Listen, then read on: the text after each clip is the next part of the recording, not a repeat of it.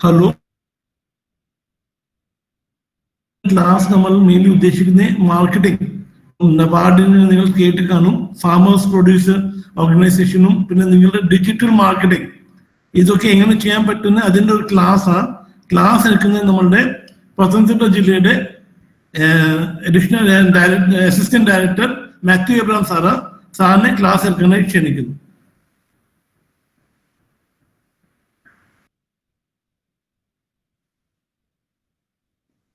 പ്രിയമുള്ളവരെ, നമുക്ക് കാർഷിക മേഖലയിലെ വിപണനത്തെ കുറിച്ചാണ് ഇന്നത്തെ ക്ലാസ് നാം ഇന്ന് ഏകദേശം 1 മണിക്കൂർ നിങ്ങളുമായിട്ട് ഞാനിന്ന് പങ്കുവയ്ക്കാൻ ഉദ്ദേശിക്കുന്നു. ഞാനിവിടെ ഉദ്ദേശിക്കുന്ന എല്ലാ കാര്യങ്ങളും വളരെ ലളിതമായിട്ട് നിങ്ങളുടെ ഇടയിലേക്ക് ഞാൻ അവതരിപ്പിക്കാൻ ആഗ്രഹിക്കുന്നു. എങ്കിലും അടിസ്ഥാനപരമായി ഇതെന്താണ് അഗ്രികൾച്ചർ മാർക്കറ്റിംഗ്, അല്ലെങ്കിൽ കാർഷിക മേഖലയിൽ നിങ്ങൾ എങ്ങനെ ആണ് മാർക്കറ്റിംഗ് നടപ്പാക്കുന്നത്, അടിസ്ഥാനപരമായ ചില അറിവുകൾ നിങ്ങളെയൊക്കെ സംബന്ധിച്ച് വളരെ അത്യാവശ്യമാണ്. പ്രത്യേകിച്ച് മാറി വരുന്ന ഈ കാലഘട്ടത്തിൽ നിങ്ങളോടൊപ്പം തന്നെ നമുക്ക് കാർഷിക മേഖലയിൽ തുടർന്ന് വരാൻ ആഗ്രഹിക്കുന്ന പുതിയ സംരംഭകരുണ്ടാകാം, വീട്ടമ്മമാരുണ്ടാകാം, അതല്ലെങ്കിൽ ഗൾഫ് മേഖലയിൽ നിന്നൊക്കെയും തന്നെ മറ്റു കാരണങ്ങൾ കൊണ്ട് നമ്മുടെ നാട്ടിലെത്തിയിരിക്കുന്ന നമ്മുടെ മറ്റ് പ്രധാനപ്പെട്ട തൊഴിൽ ആഗ്രഹിക്കുന്നവർ കാണാം. അതുപോലെ ഇപ്പം തന്നെ കാർഷിക മേഖലയിൽ സർക്കാരിന്റെ ഇടപെടലുകളെ കുറിച്ച് നിങ്ങൾക്ക് അറിയേണ്ടതായിട്ടുണ്ടാകും. നിങ്ങൾക്ക് എന്ത് സാമ്പത്തികമായും അല്ലാതെയുള്ള സഹായങ്ങളും സഹകരണങ്ങളും കിട്ടാൻ സാധ്യതയുണ്ട് എന്നതിനെയൊക്കെ സംബന്ധിച്ചാണ് ഞാൻ നിങ്ങളോട് ഈ വരുന്ന 1 മണിക്കൂർ സംവദിക്കാൻ ഉദ്ദേശിക്കുന്നുണ്ട്.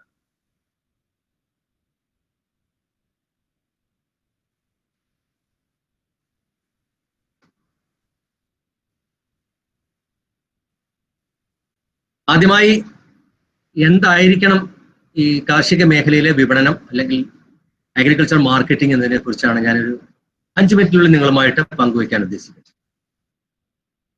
പ്രധാനമായും ഈ വാക്കിൽ കാണുന്നത് പോലെ കൃഷിയുമുണ്ട്, അതോടൊപ്പം തന്നെ അതിൻ്റെ വിപണന മാർഗവുമുണ്ട്.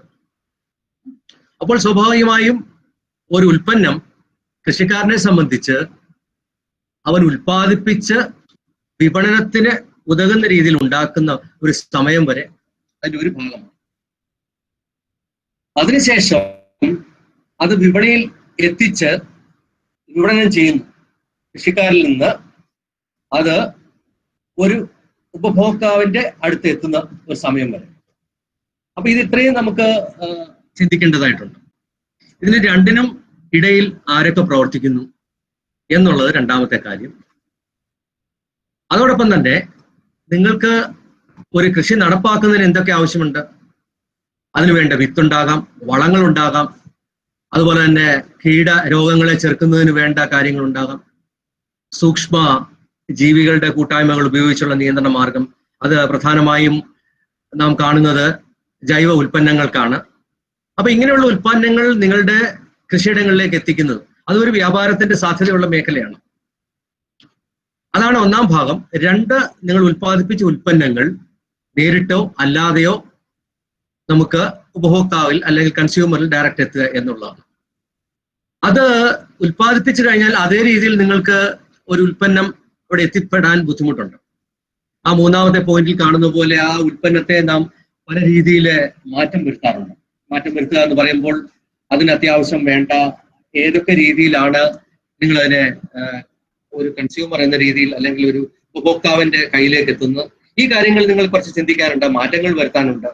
അത് എങ്ങനെ പാക്ക് ചെയ്യുന്നു, എങ്ങനെ ഗ്രേഡ് ചെയ്യുന്നു, വില നിശ്ചയിക്കുന്നു, അത് ആരിൽ കൂടെ വിൽക്കുന്നു. നേരിട്ട് നിങ്ങൾ വിൽക്കുക.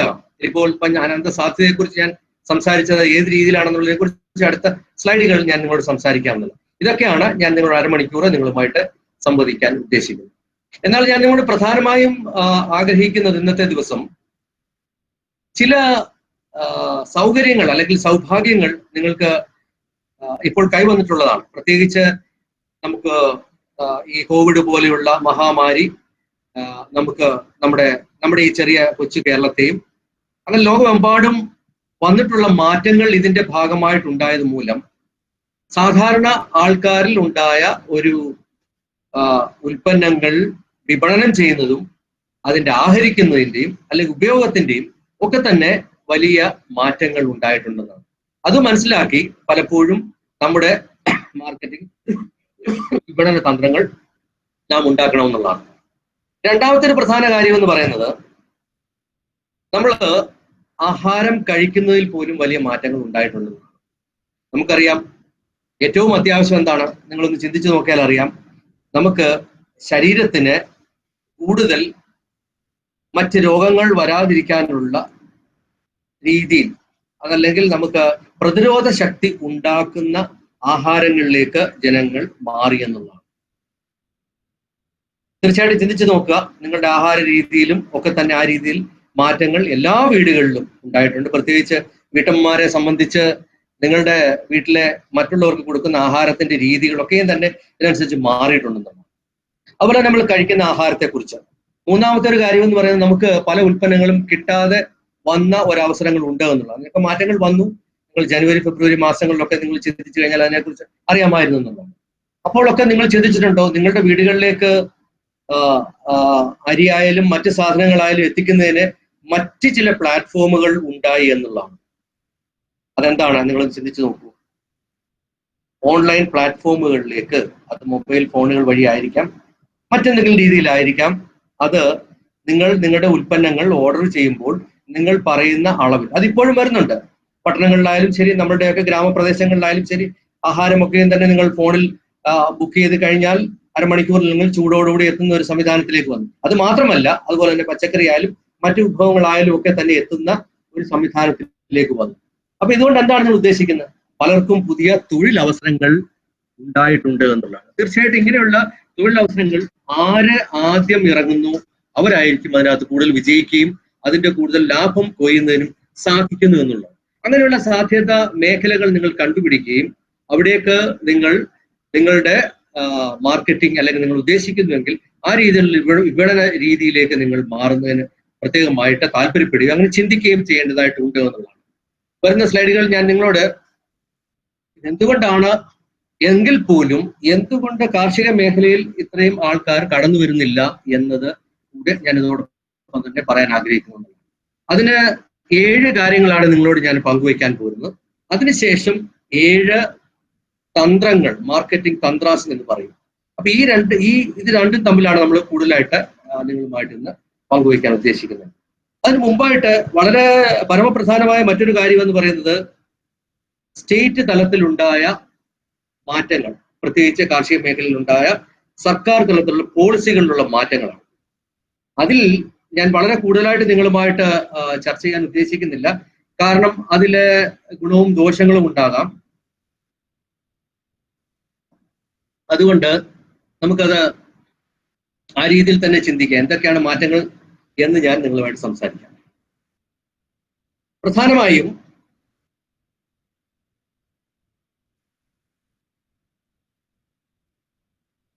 പ്രധാനമായും 3 ബില്ലുകൾ കേന്ദ്ര ഗവൺമെന്റ് പാസ്സാക്കിയുണ്ടായിരുന്നതാണ്.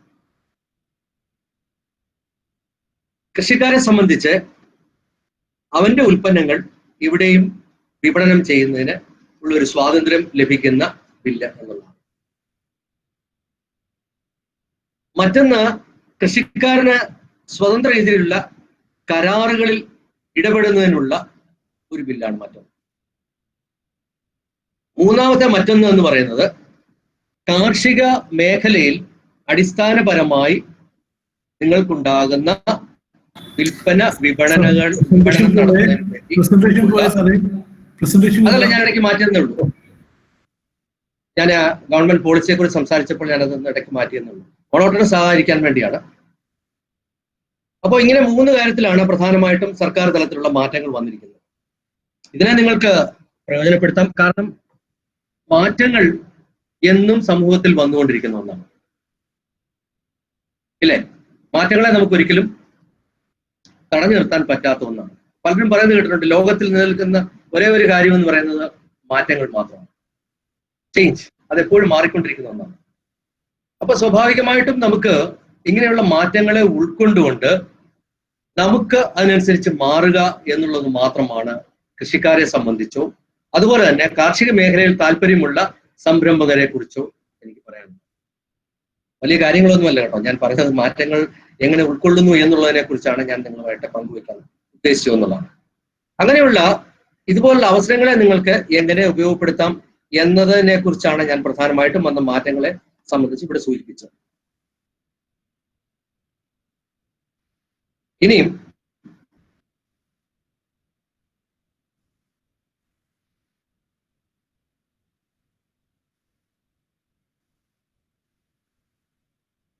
എങ്കിലും അവസരങ്ങളായിട്ട് ഞാൻ ഇത്രയും പറഞ്ഞു എങ്കിൽ പോലും എന്തുകൊണ്ടാണ് കാർഷിക മേഖലയിലുള്ള ബിസിനസ്സുകൾ വളരാത്തത്, അതിനകത്തുള്ള പോരായ്മകളെ കുറിച്ചുള്ള 7 കാര്യങ്ങളാണ് ഞാൻ നിങ്ങളുമായിട്ട് പങ്കുവയ്ക്കാൻ ഉദ്ദേശിക്കുന്നത്. അതിൽ ഒന്നാമത്തെ കാര്യം എന്ന് പറയുന്നത്, ഈ ഉൽപ്പന്നങ്ങളെ സംബന്ധിച്ച് അത് കൃഷിക്കാരിൽ നിന്നും അല്ലെ കൃഷിയിടങ്ങളിൽ നിന്നും നമുക്ക് ഉപഭോക്താവിലേക്ക് എത്തുമ്പോൾ ഉണ്ടാകുന്ന ചെലവ്, അതിന്റെ വലിപ്പം കൂടുതൽ. ഉദാഹരണത്തിന് നിങ്ങളുടെ നെല്ല് നിങ്ങൾ ഉത്പാദിപ്പിച്ചു കഴിയുമ്പോൾ ഈ ടണ്ണ് കണക്കിനുള്ള നെല്ല് ഉപഭോക്താവിലേക്ക് എത്തുന്നതിന് മുമ്പ് ഇത് മറ്റുള്ള ചില ഏജൻസികളോ അതല്ല ഗ്രൂപ്പുകളോ അതിന്റെ ഗുണഗണങ്ങൾ വ്യത്യാസപ്പെടുത്തേണ്ടതായിട്ടുണ്ട് എന്നുള്ളതാണ്. എങ്കിൽ മാത്രമേ നമുക്ക് ആവശ്യമുള്ള, ഇപ്പോൾ നിങ്ങളുടെ വീട്ടമ്മ, നിങ്ങൾ ചെറിയ കുടുംബമാണെങ്കിൽ 5 കിലോ അല്ലെങ്കിൽ 10 കിലോ അല്ലെങ്കിൽ 2 കിലോ വരുന്ന പാക്കറ്റുകളായിട്ട് ഇത് അവിടെ ലഭിക്കുകയുള്ളൂ. അപ്പൊ ഇതിനെ ചെറുതാക്കുന്നതിനിടയ്ക്ക് ഒരു വലിയ ചെലവ് ഇവിടെ വരുന്നു. ഈ ചെലവൂടെ താരതമ്യേന കണക്കാക്കിയായിരിക്കണം നമുക്ക് ഉൽപ്പന്നം ഉപഭോക്താവിനെ എത്തേണ്ടത്. അപ്പോൾ ഉണ്ടാകുന്ന അതിന്റെ ചെലവും കോമ്പറ്റീഷനും മറ്റ് നമ്മളെ പോലെ തന്നെ തുടർന്ന് ചെയ്യുന്ന ആൾക്കാരും തമ്മിലുള്ള ഒരു തർക്കം എന്ന് പറഞ്ഞു കഴിഞ്ഞാൽ ഒരു ഹെൽത്തി തർക്കം അല്ലെങ്കിൽ ഹെൽത്തി കോമ്പറ്റീഷൻ എന്ന് പറയും. അതാണ് ഒന്നാമത്തെ കാര്യം.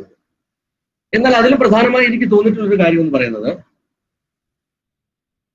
മറ്റേത് ഉൽപ്പന്നങ്ങളും ഉൽപ്പാദിപ്പിച്ചു കഴിഞ്ഞാൽ അത് വളരെ കാലം സൂക്ഷിച്ചു വെക്കാൻ സാധിക്കുന്നു എന്നുള്ളതാണ്.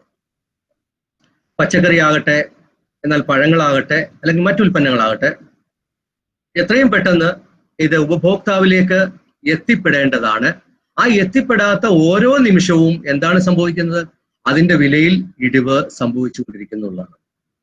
അപ്പൊ ഇതുകൊണ്ട് പലപ്പോഴും നമുക്ക് ഈ ഉൽപ്പന്നങ്ങൾ കുറഞ്ഞ വിലയ്ക്ക് വിൽക്കാൻ കർഷകരോ അതല്ലേ കർഷകരിൽ നിന്ന് ഇത് എടുത്തിട്ടുള്ള മറ്റ് ഇടനിലക്കാർക്കോ നിർബന്ധിക്കപ്പെടുന്നു എന്നുള്ളതാണ്. അപ്പൊ ഇതിനൊരു പരിഹാരമായിട്ടാണ് ഞാൻ ആദ്യം സൂചിപ്പിച്ചതുപോലെ സർക്കാർ തലത്തിൽ ഉണ്ടാകുന്ന മാറ്റങ്ങൾ ഉദ്ദേശിച്ചത് ഇൻഫ്രാസ്ട്രക്ചർ ഡെവലപ്മെന്റ് എന്ന് പറയുന്ന രീതിയിലുള്ള ഫണ്ടിങ്ങോട് കൂടി നിങ്ങൾക്ക് കൃഷിക്കാർക്കോ കൃഷിയിലേക്ക് താല്പര്യമുള്ള മറ്റ് ഏജൻസികൾക്കോ പ്രൈവറ്റ് ആൾക്കാർക്കോ ഇതിലേക്ക് ഇറങ്ങിയിട്ട് ഉൽപ്പന്നങ്ങളെ ഉപഭോക്താവിൽ നിന്ന് എത്തുന്നതിന് മുമ്പുള്ള ഇടയ്ക്കുള്ള കാലഘട്ടത്തിൽ അതിനെ എങ്ങനെ വാല്യൂ അഡിഷൻ അതല്ലെങ്കിൽ എങ്ങനെ മാറ്റം വരുത്തിക്കൊണ്ട് നിങ്ങൾക്ക് ഉപയോഗപ്പെടുത്താം എന്നതിനെ സംബന്ധിച്ചായിരിക്കും ഈ ഉൽപ്പന്നത്തിന്റെ വില എന്ന് പറയുന്നത്. അതിന് ഇംഗ്ലീഷിൽ അതിനെ വാല്യൂ അല്ലെങ്കിൽ സപ്ലൈ ചെയിൻ എന്ന് പറയുന്ന പോലെ വാല്യൂ ചെയിൻ അഡിഷൻ അല്ലെങ്കിൽ വാല്യൂ ചെയിൻ എന്നാണ് പറയുന്നത്. ഉദാഹരണത്തിന് വാല്യൂ ചെയിൻ എന്ന് പറയുന്നത് വളരെ ലളിതമായി ഞാൻ പറഞ്ഞു കഴിഞ്ഞാൽ, നിങ്ങളുടെ ഒരു ഉൽപ്പന്നം നിങ്ങൾ ഉൽപ്പാദിപ്പിക്കുമ്പോൾ കൃഷിക്കാരൻ ശ്രദ്ധിക്കുന്ന ചില കാര്യങ്ങളുണ്ട്.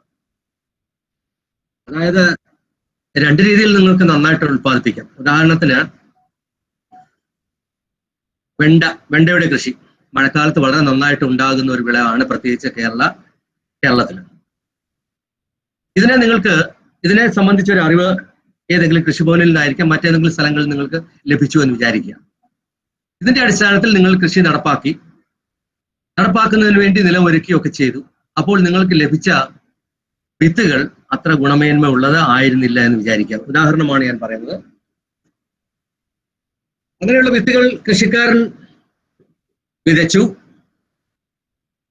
അതോടൊപ്പം തന്നെ നല്ല രീതിയിലുള്ള ആദ്യകാലങ്ങളിൽ വെണ്ട നന്നായി വന്നു. എന്നാൽ വിത്തിന്റെ ഗുണമേന്മ അത്ര മെച്ചമല്ലായിരുന്ന മൂലം പല രീതിയിലുള്ള രോഗങ്ങൾ, കീടങ്ങളൊക്കെ ഉണ്ടാകാൻ തുടങ്ങി. അപ്പോൾ കർഷകരെ സംബന്ധിച്ച് സ്വാഭാവികമായിട്ട് എന്ത് ചെയ്യും? അതിന് വേണ്ട മരുന്നുകളൊക്കെ സ്പ്രേ ചെയ്തു.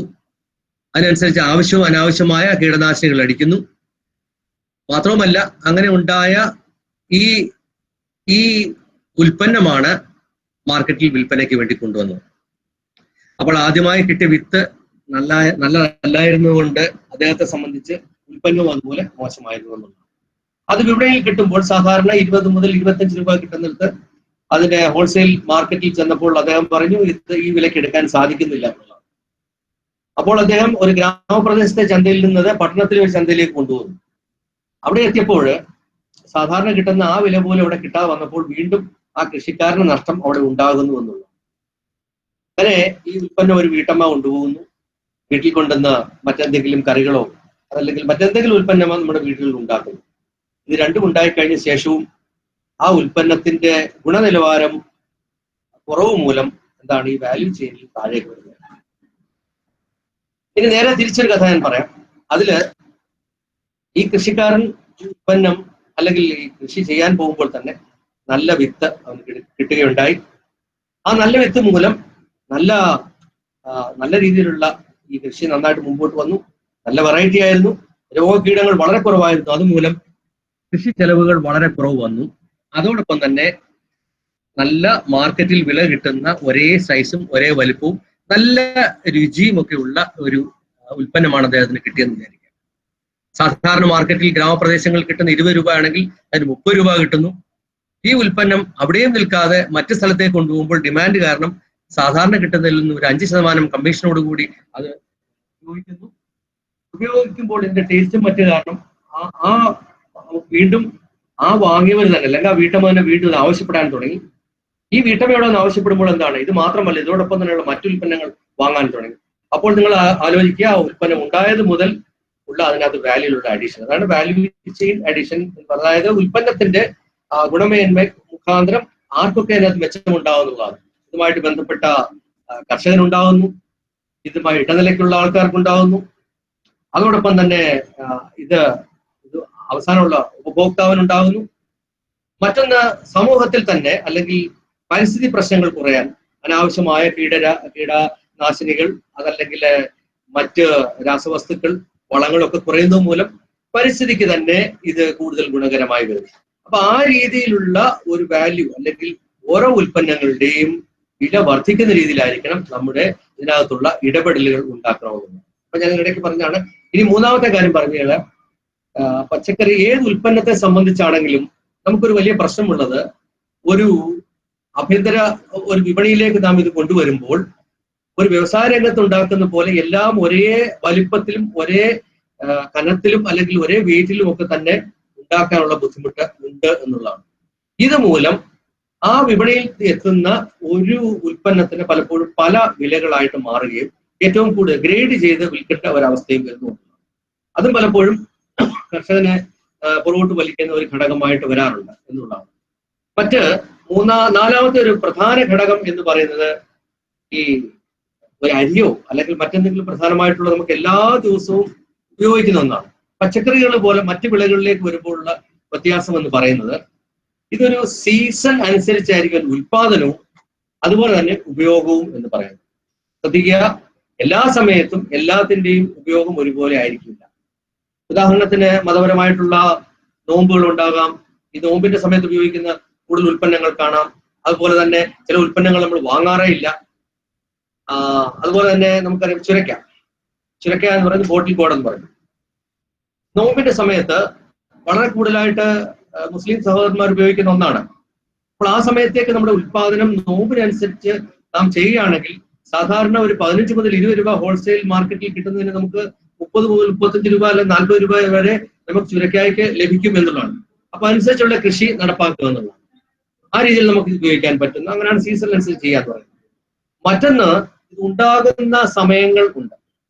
ആ സമയങ്ങളിൽ ഉൽപ്പാദിപ്പിച്ചു കഴിഞ്ഞാൽ കൂടുതൽ ലഭിക്കും എന്നുണ്ട്. എന്നാൽ മറ്റൊരു കാര്യം പ്രധാനമായിട്ട് നോക്കേണ്ടത്, ഈ നമ്മൾ ഉൽപ്പാദിപ്പിക്കുന്ന മുഴുവൻ ഉൽപ്പന്നങ്ങളും നമ്മുടെ മാർക്കറ്റിൽ വിപണിയിൽ അല്ലെങ്കിൽ വിൽക്കാൻ സാധിക്കുന്നില്ല എങ്കിൽ അത് ഉൽപ്പാദിപ്പിച്ചു കഴിയുമ്പോൾ സ്വാഭാവികമായിട്ട് അതിന്റെ വിലയിൽ ഡിമാൻഡ് കുറവായതുകൊണ്ട് താഴോട്ട് വരാവുന്ന കാര്യമുണ്ട്. അപ്പൊ ഇത് രണ്ടും മനസ്സിലാക്കി വേണം നമ്മുടെ ഉൽപ്പന്നങ്ങളുടെ ഉൽപാദനം ഉണ്ടാക്കാൻ എന്നുള്ളത്.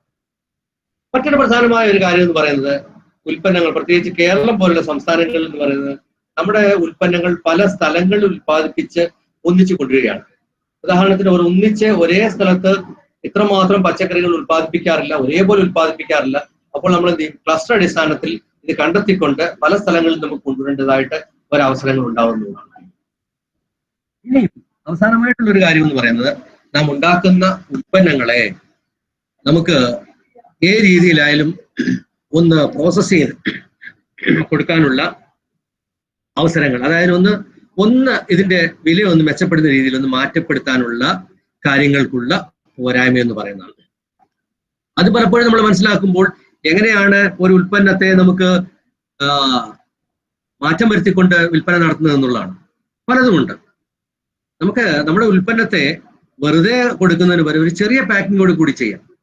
അല്ലെങ്കിൽ ഞാൻ ഉദാഹരണം പറഞ്ഞു കഴിഞ്ഞാൽ, നിങ്ങൾ പയർ വിൽക്കുന്ന സമയത്ത് പയർ ഉൽപ്പാദിപ്പിച്ചു കഴിഞ്ഞാൽ ഏത് വലുപ്പത്തിലുള്ള പയറാണ് ഒരുപോലെ പോകുന്നത്, എല്ലാം ഒന്നിച്ച് ഇടുന്നതിന് പകരം ഒരു 1/2 കിലോയുടെ പാക്കറ്റുകൾ, അല്ലെങ്കിൽ ഒരു ചെറിയ കുടുംബത്തിന് ചെറുതായിട്ട് മതിയാവും 1/4 കിലോയുടെ പാക്കറ്റ് എടുക്കും. നിങ്ങൾ 1/4 കിലോയുടെ പാക്കറ്റ് എടുക്കുമ്പോൾ അത് ഒന്നിച്ച് 20-25 പയർ ഒന്നിച്ച് നിങ്ങൾക്ക് ഒരു ബണ്ടിലാക്കിയിട്ട് ഒരേ വലിപ്പം ഒരേ നീളം ഉള്ളതിനെ എടുത്തിട്ട് നിങ്ങൾക്ക് വിപണനം ചെയ്യാൻ പറ്റുമെന്നുള്ളത്. അത് ഓരോ ബണ്ടിലാക്കാം. അപ്പോൾ വരുന്ന സമയത്ത് നിങ്ങൾക്ക് ഇതിന് ഒരു പ്രത്യേക വില നിശ്ചയിച്ചിട്ടുണ്ട്, 20 രൂപ അല്ലെങ്കിൽ ഇതിന് 15 രൂപ, ആ രീതിയിൽ പാക്ക് ചെയ്ത് വിൽക്കാൻ പറ്റും. അതുപോലെ തന്നെ ചെറിയൊരു പ്ലാസ്റ്റിക് ഫോയിലുകൾ ഉപയോഗിച്ച് നിങ്ങൾക്ക് ചെറുതായി പാക്ക് ചെയ്ത് കഴിഞ്ഞാൽ ഉണ്ടാകുന്ന വ്യത്യാസം എന്ന് പറയുന്നത്, ഇതിനകത്തു നിന്നുള്ള അന്തരീക്ഷത്തിലേക്കുള്ള ഇതിന്റെ ഈർപ്പം നഷ്ടപ്പെട്ട് പെട്ടെന്ന് ഇത് ഉണങ്ങി കരിഞ്ഞു പോകുന്നത് നമുക്ക് കുറയ്ക്കാൻ പറ്റും എന്നുള്ളതാണ്. അപ്പൊ ആ രീതിയിലുള്ള ചെറിയ മാറ്റങ്ങൾ വരുത്തിക്കൊണ്ടാണെങ്കിൽ പോലും നിങ്ങൾക്ക് ആകർഷകമായ രീതിയിൽ തന്നെ പാക്ക് ചെയ്ത് വിടാം.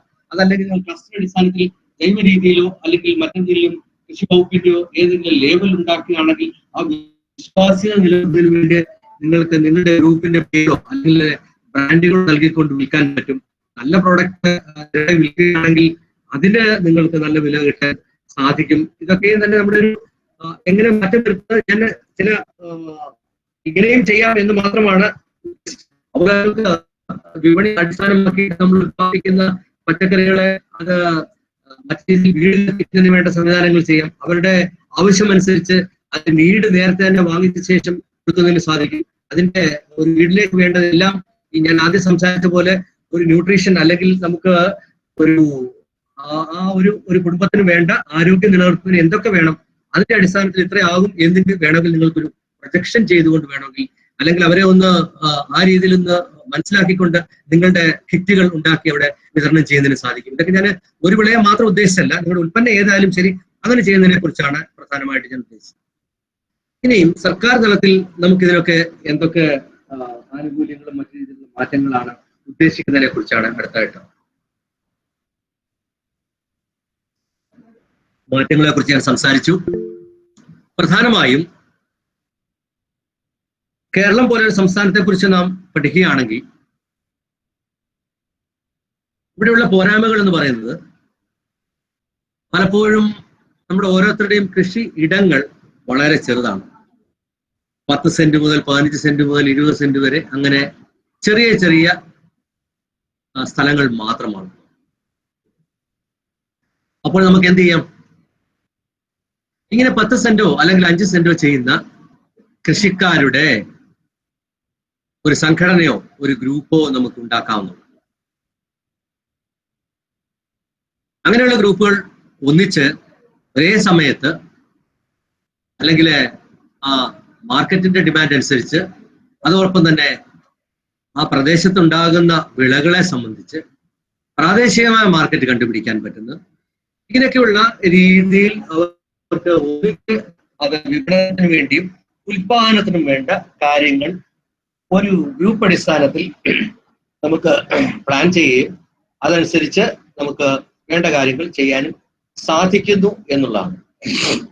ഇവിടെയുള്ള ഗുണമെന്ന് പറയുന്നത്, കൃഷിക്കാർ ഒന്നിച്ച് ചെയ്യുന്നതിന് പകരം അവിടെ ഇംഗ്ലീഷിൽ തന്നെ ഇക്കണോമിക്സ് ഓഫ് സ്കെയിൽസ് എന്ന് ഗ്രൂപ്പ് അടിസ്ഥാനത്തിൽ ചെയ്യുമ്പോൾ ഒരാൾ ഒരു നമുക്ക് മുതൽ മുടക്കുമ്പോൾ അതിൽ നിന്ന് നമുക്ക് 10% കിട്ടിയായിരിക്കും. അപ്പോൾ നിങ്ങൾ 10% ലാഭം. 10 രൂപ മുതൽ മുടക്കുന്ന ഒരാൾക്ക് 1 രൂപയാണ് ലാഭം. അതേസമയം നമ്മുടെ സ്ഥലം കൂട്ടുന്ന ചെയ്യാൻ ഉദ്ദേശിക്കുന്ന മുതൽ മുടക്ക് കൂട്ടുന്നു. 100 രൂപ ആകുമ്പോഴത്തേക്ക് അവിടെയുള്ള സഹായം 1 രൂപയിൽ നിന്ന് 10 രൂപയിലേക്ക് വർദ്ധിക്കുന്നു. അത് 1000 രൂപ ആകുമ്പോഴത്തേക്ക് നമ്മൾക്ക് 10% വെച്ചിട്ട് 100 രൂപയിലേക്ക് നമ്മുടെ ആദായം വർദ്ധിക്കുന്നു. അങ്ങനെ ഇക്കണോമിക്സ് ഓഫ് സ്കെയിൽ ഇതിനനുസരിച്ച് നമ്മൾ നമ്മുടെ ലാഭവിഹിതം വർദ്ധിപ്പിക്കുന്നതിന് വലിയ വലിയ വിപണികളുടെ സാധ്യതയും അവിടെ ഉണ്ടാകുന്നുള്ളത്. ഇതാണ് ക്ലസ്റ്റർ അടിസ്ഥാനത്തിൽ ഉണ്ടാകുന്ന ഒരു വലിയ മെച്ചമാണ്. അപ്പൊ കേരളം പോലെയുള്ള സംസ്ഥാനങ്ങൾ നമുക്ക് സ്വാഭാവികമായിട്ടും ഇങ്ങനെയുള്ള രീതിയിലുള്ള കാർഷിക വിപണന കേന്ദ്രങ്ങളും ഉൽപാദന രീതികളുമാണ് കൂടുതലായിട്ട് അവലംബിക്കേണ്ടതായിട്ടുള്ളത്. മറ്റൊന്ന്, നമുക്ക് വിപണികൾ കണ്ടെത്തുമ്പോൾ തന്നെ നമ്മുടെ ഉൽപ്പന്നങ്ങൾ നല്ല ക്വാളിറ്റി അല്ലെങ്കിൽ നല്ല ഗുണമേന്മയുള്ളതാണെങ്കിൽ നമുക്ക് സാധാരണ വിൽക്കുന്ന ഒരു ഉൽപ്പന്നത്തിന് അപ്പുറമായിട്ട് അതിന്റെ വില ലഭിക്കും എന്നുള്ളതാണ്. അത് പ്രധാനമായിട്ട് ഞാൻ പറയാൻ പറ്റുന്നത് നമ്മുടെ കൃഷി വകുപ്പിന്റെ തന്നെ പല ഇക്കോ ഷോപ്പുകൾ അടക്കമുള്ള പല വിപണികളിലും സാധാരണ നാം വിൽക്കുന്നതിൽ നിന്നും കൃഷിക്കാരിൽ നിന്ന് നേരിട്ടെടുക്കുകയും അതിനപ്പുറമായിട്ട് നമുക്ക് നല്ല ഉറപ്പുള്ള ഉൽപ്പന്നങ്ങൾ മാത്രമാണ് അവിടെ സ്വീകരിക്കുന്നത്. അതിന് സാധാരണ ഒരു പയറിന് സാധാരണ 60 രൂപ പുറത്തു വിലയുള്ളപ്പോൾ 70-80 നമ്മൾ വിൽക്കുന്നത്. അപ്പോൾ അവിടെയുള്ള ഗുണം കൃഷിക്കാരന് നല്ല രീതിയിലുള്ള മെച്ചം ഇവിടെ നമുക്ക് കൂടുതലായിട്ട് നേടിക്കൊടുക്കാൻ സാധിക്കുന്നുള്ളൂ. അതെപ്പോഴും സാധിക്കുന്നത് നമുക്ക് അങ്ങനെയുള്ള ഉള്ള ചില കസ്റ്റമേഴ്സിനെ അല്ലെങ്കിൽ ഉപഭോക്താക്കളെ കണ്ടെത്താൻ പറ്റുന്നു. അങ്ങനെ ഗുണമേന്മയുള്ളത് സ്ഥിരമായി അല്ലെങ്കിൽ സ്ഥായിയായി കൊടുക്കാൻ സാധിച്ചു കഴിഞ്ഞാൽ നമുക്ക് ഇത് സാധിക്കുമെന്നുള്ളതാണ്. അത് നമുക്ക് സാധിക്കുന്നുള്ളൂ. അങ്ങനെയുള്ള കാര്യങ്ങൾക്ക് ഗ്രേഡിങ് അതുപോലെ സ്റ്റാൻഡേർഡൈസേഷൻ പോലുള്ള കാര്യങ്ങൾ വളരെ അത്യാവശ്യം ആണെന്നുള്ളത്. മറ്റൊന്ന്, നമുക്ക് എങ്ങനെ കൃഷിക്കാരെയും അതുപോലെ തന്നെ കൃഷിക്കാരോടൊപ്പം തന്നെ എങ്ങനെ നിങ്ങൾക്ക് ഉപഭോക്താക്കൾക്ക് എത്തുന്നതിന് മുമ്പുള്ള മാർക്കറ്റിലെ ചില ആൾക്കാരുമായിട്ട് എങ്ങനെ ബന്ധിപ്പിക്കാൻ സാധിക്കുമെന്നുള്ളത്. ഞാൻ പറഞ്ഞു, കാലം വളരെ മാറി. കേരളത്തിൽ തന്നെ എത്രയോ നല്ല മൊബൈൽ ഫോണുകളിൽ തന്നെ ഒരു അത്യാവശ്യം ഇന്റർനെറ്റ് ഇല്ലാത്ത അല്ലെങ്കിൽ സ്മാർട്ട് ഫോണുകളെ ഇല്ലാത്തവർ വളരെ ചുരുക്കമാണ് എന്നുള്ളതാണ്. അപ്പൊ അങ്ങനെയുള്ള കേരളം പോലെയുള്ള ഒരു സംസ്ഥാനത്ത് അല്ലെങ്കിൽ ഒരു പ്രത്യേക സ്ഥലത്ത് തീർച്ചയായിട്ടും ഈ രീതിയിലുള്ള വിപണനം നമുക്ക് സാധ്യമാകുന്നുള്ള. എങ്ങനെയാണ്? ഓൺലൈൻ രീതിയിലുള്ള വിപണന സാധ്യതകൾ വളരെ കൂടുതലാണ്. അത് നമുക്ക് സാധിക്കാം. നമുക്കറിയാം, വളരെ ലളിതമായ രീതിയിൽ ചില കൃഷിക്കാരുടെ കൂട്ടായ്മകൾ ഉണ്ടാക്കാം, അതല്ലെങ്കിൽ ഉപഭോക്താക്കളുടെ ഗ്രൂപ്പുകൾ ഉണ്ടാക്കാം, അതല്ലെങ്കിൽ റെസിഡന്റ് ഗ്രൂപ്പുകൾ ഉണ്ടാക്കാം. അപ്പൊ ഇവിടേക്കൊക്കെയും തന്നെ നമുക്ക് നമ്മുടെ ഉൽപ്പന്നങ്ങളെ ഒന്ന് പുഷ് ചെയ്യുന്നതിനും അവിടെ വിൽപ്പന നടത്തുന്നതിനും സാധിക്കുന്ന ഓൺലൈൻ വിപണികൾ സാധ്യമാകുന്ന അവസരങ്ങൾ ഉണ്ടാകും. അങ്ങനെയുള്ള ഓൺലൈൻ വിപണികളുടെ സാധ്യത വളരെ കൂടുതലായിട്ട് ഉപയോഗപ്പെടുത്താം. അതുപോലെ തന്നെ എനിക്കറിയാം, വളരെ ചെറുപ്പക്കാരിലൊക്കെ തന്നെ പലരും ഇതുപോലെ വിപണികൾ ഉണ്ടാക്കിക്കൊണ്ട് അവിടെ അവരുടെ ഉൽപ്പന്നങ്ങൾ വിൽക്കുന്നതായിട്ട് കാണുന്നുണ്ട്. അവിടെ ഏത് ഭാഗം, ചേനയാകാം, ചേമ്പാകാം, ഒക്കെയും തന്നെ നമ്മുടെ കൃഷിക്കാരെ സംബന്ധിച്ച് നമുക്ക് നമ്മുടെ കയ്യിലുള്ളത് എന്താണെന്ന് അറിയിക്കാൻ പറ്റും. ഈ കയ്യിലുള്ളതിനെ നമുക്ക് വിപണനം ചെയ്യുന്നതിന് അതിപ്പോ ഞാൻ പറഞ്ഞ ക്ലസ്റ്റർ അടിസ്ഥാനത്തിലാണെങ്കിൽ അവിടെ നമ്മുടെ ഒരു മാനേജിങ് കമ്മിറ്റി അവിടെ കാണും, അവിടെ പ്രസിഡന്റോ സെക്രട്ടറിയോ ഒക്കെ കാണും. അവർക്കിത് അറിയിച്ചു കഴിഞ്ഞാൽ അവർ ഒന്നിച്ച് വിപണി എടുത്തുകൊണ്ട് എവിടെയാണ് അത് കൂടുതൽ ആവശ്യം എന്ന് പറഞ്ഞാൽ അവിടെയൊക്കെ ഉൽപ്പന്നങ്ങൾ കൊടുക്കുന്നതിനും ആ രീതിയിൽ തന്നെ നന്നായിട്ട് ഉപയോഗപ്പെടുത്താനും സാധിക്കും എന്നുള്ള വളരെ പ്രധാനമായ ഒരു കാര്യമാണ്. അതിനെ നമുക്ക് എത്രമാത്രം ഉപയോഗപ്പെടുത്തുന്നുള്ളതാണ് പ്രധാനമായിട്ടും എനിക്ക് കൂടുതലായിട്ട് പറയാനുള്ളത്. ഇനിയും ഇതോടൊപ്പം തന്നെ ഒരു മറ്റൊരു കാര്യം എനിക്ക് പറയാനുള്ളത്, ഫാർമർ പ്രൊഡ്യൂസർ ഓർഗനൈസേഷൻസ് കമ്പനികൾ പോലെ ഇപ്പോൾ പ്രധാനമായും സർക്കാർ വളരെ കാര്യമായി എടുക്കുന്ന ഒരു ഓർഗനൈസേഷനാണ്. അവിടെ നമുക്ക് മനസ്സിലാക്കേണ്ടത് കമ്പനിയായി പ്രവർത്തിക്കുക. കമ്പനി എന്ന് പറയുമ്പോൾ അതിനകത്ത് നമുക്ക് എങ്ങനെ ഒരു കോർപ്പറേറ്റ് കമ്പനി പ്രവർത്തിക്കുന്നു ആ രീതിയിലുള്ള പ്രവർത്തനമാണ്. അവിടെ മാനേജ്മെന്റ് ചെയ്യുന്നതിന് വേണ്ടിയുള്ള നമ്മുടെ തന്നെ ഇടയിൽ നിന്നുള്ള അംഗങ്ങൾ കാണും.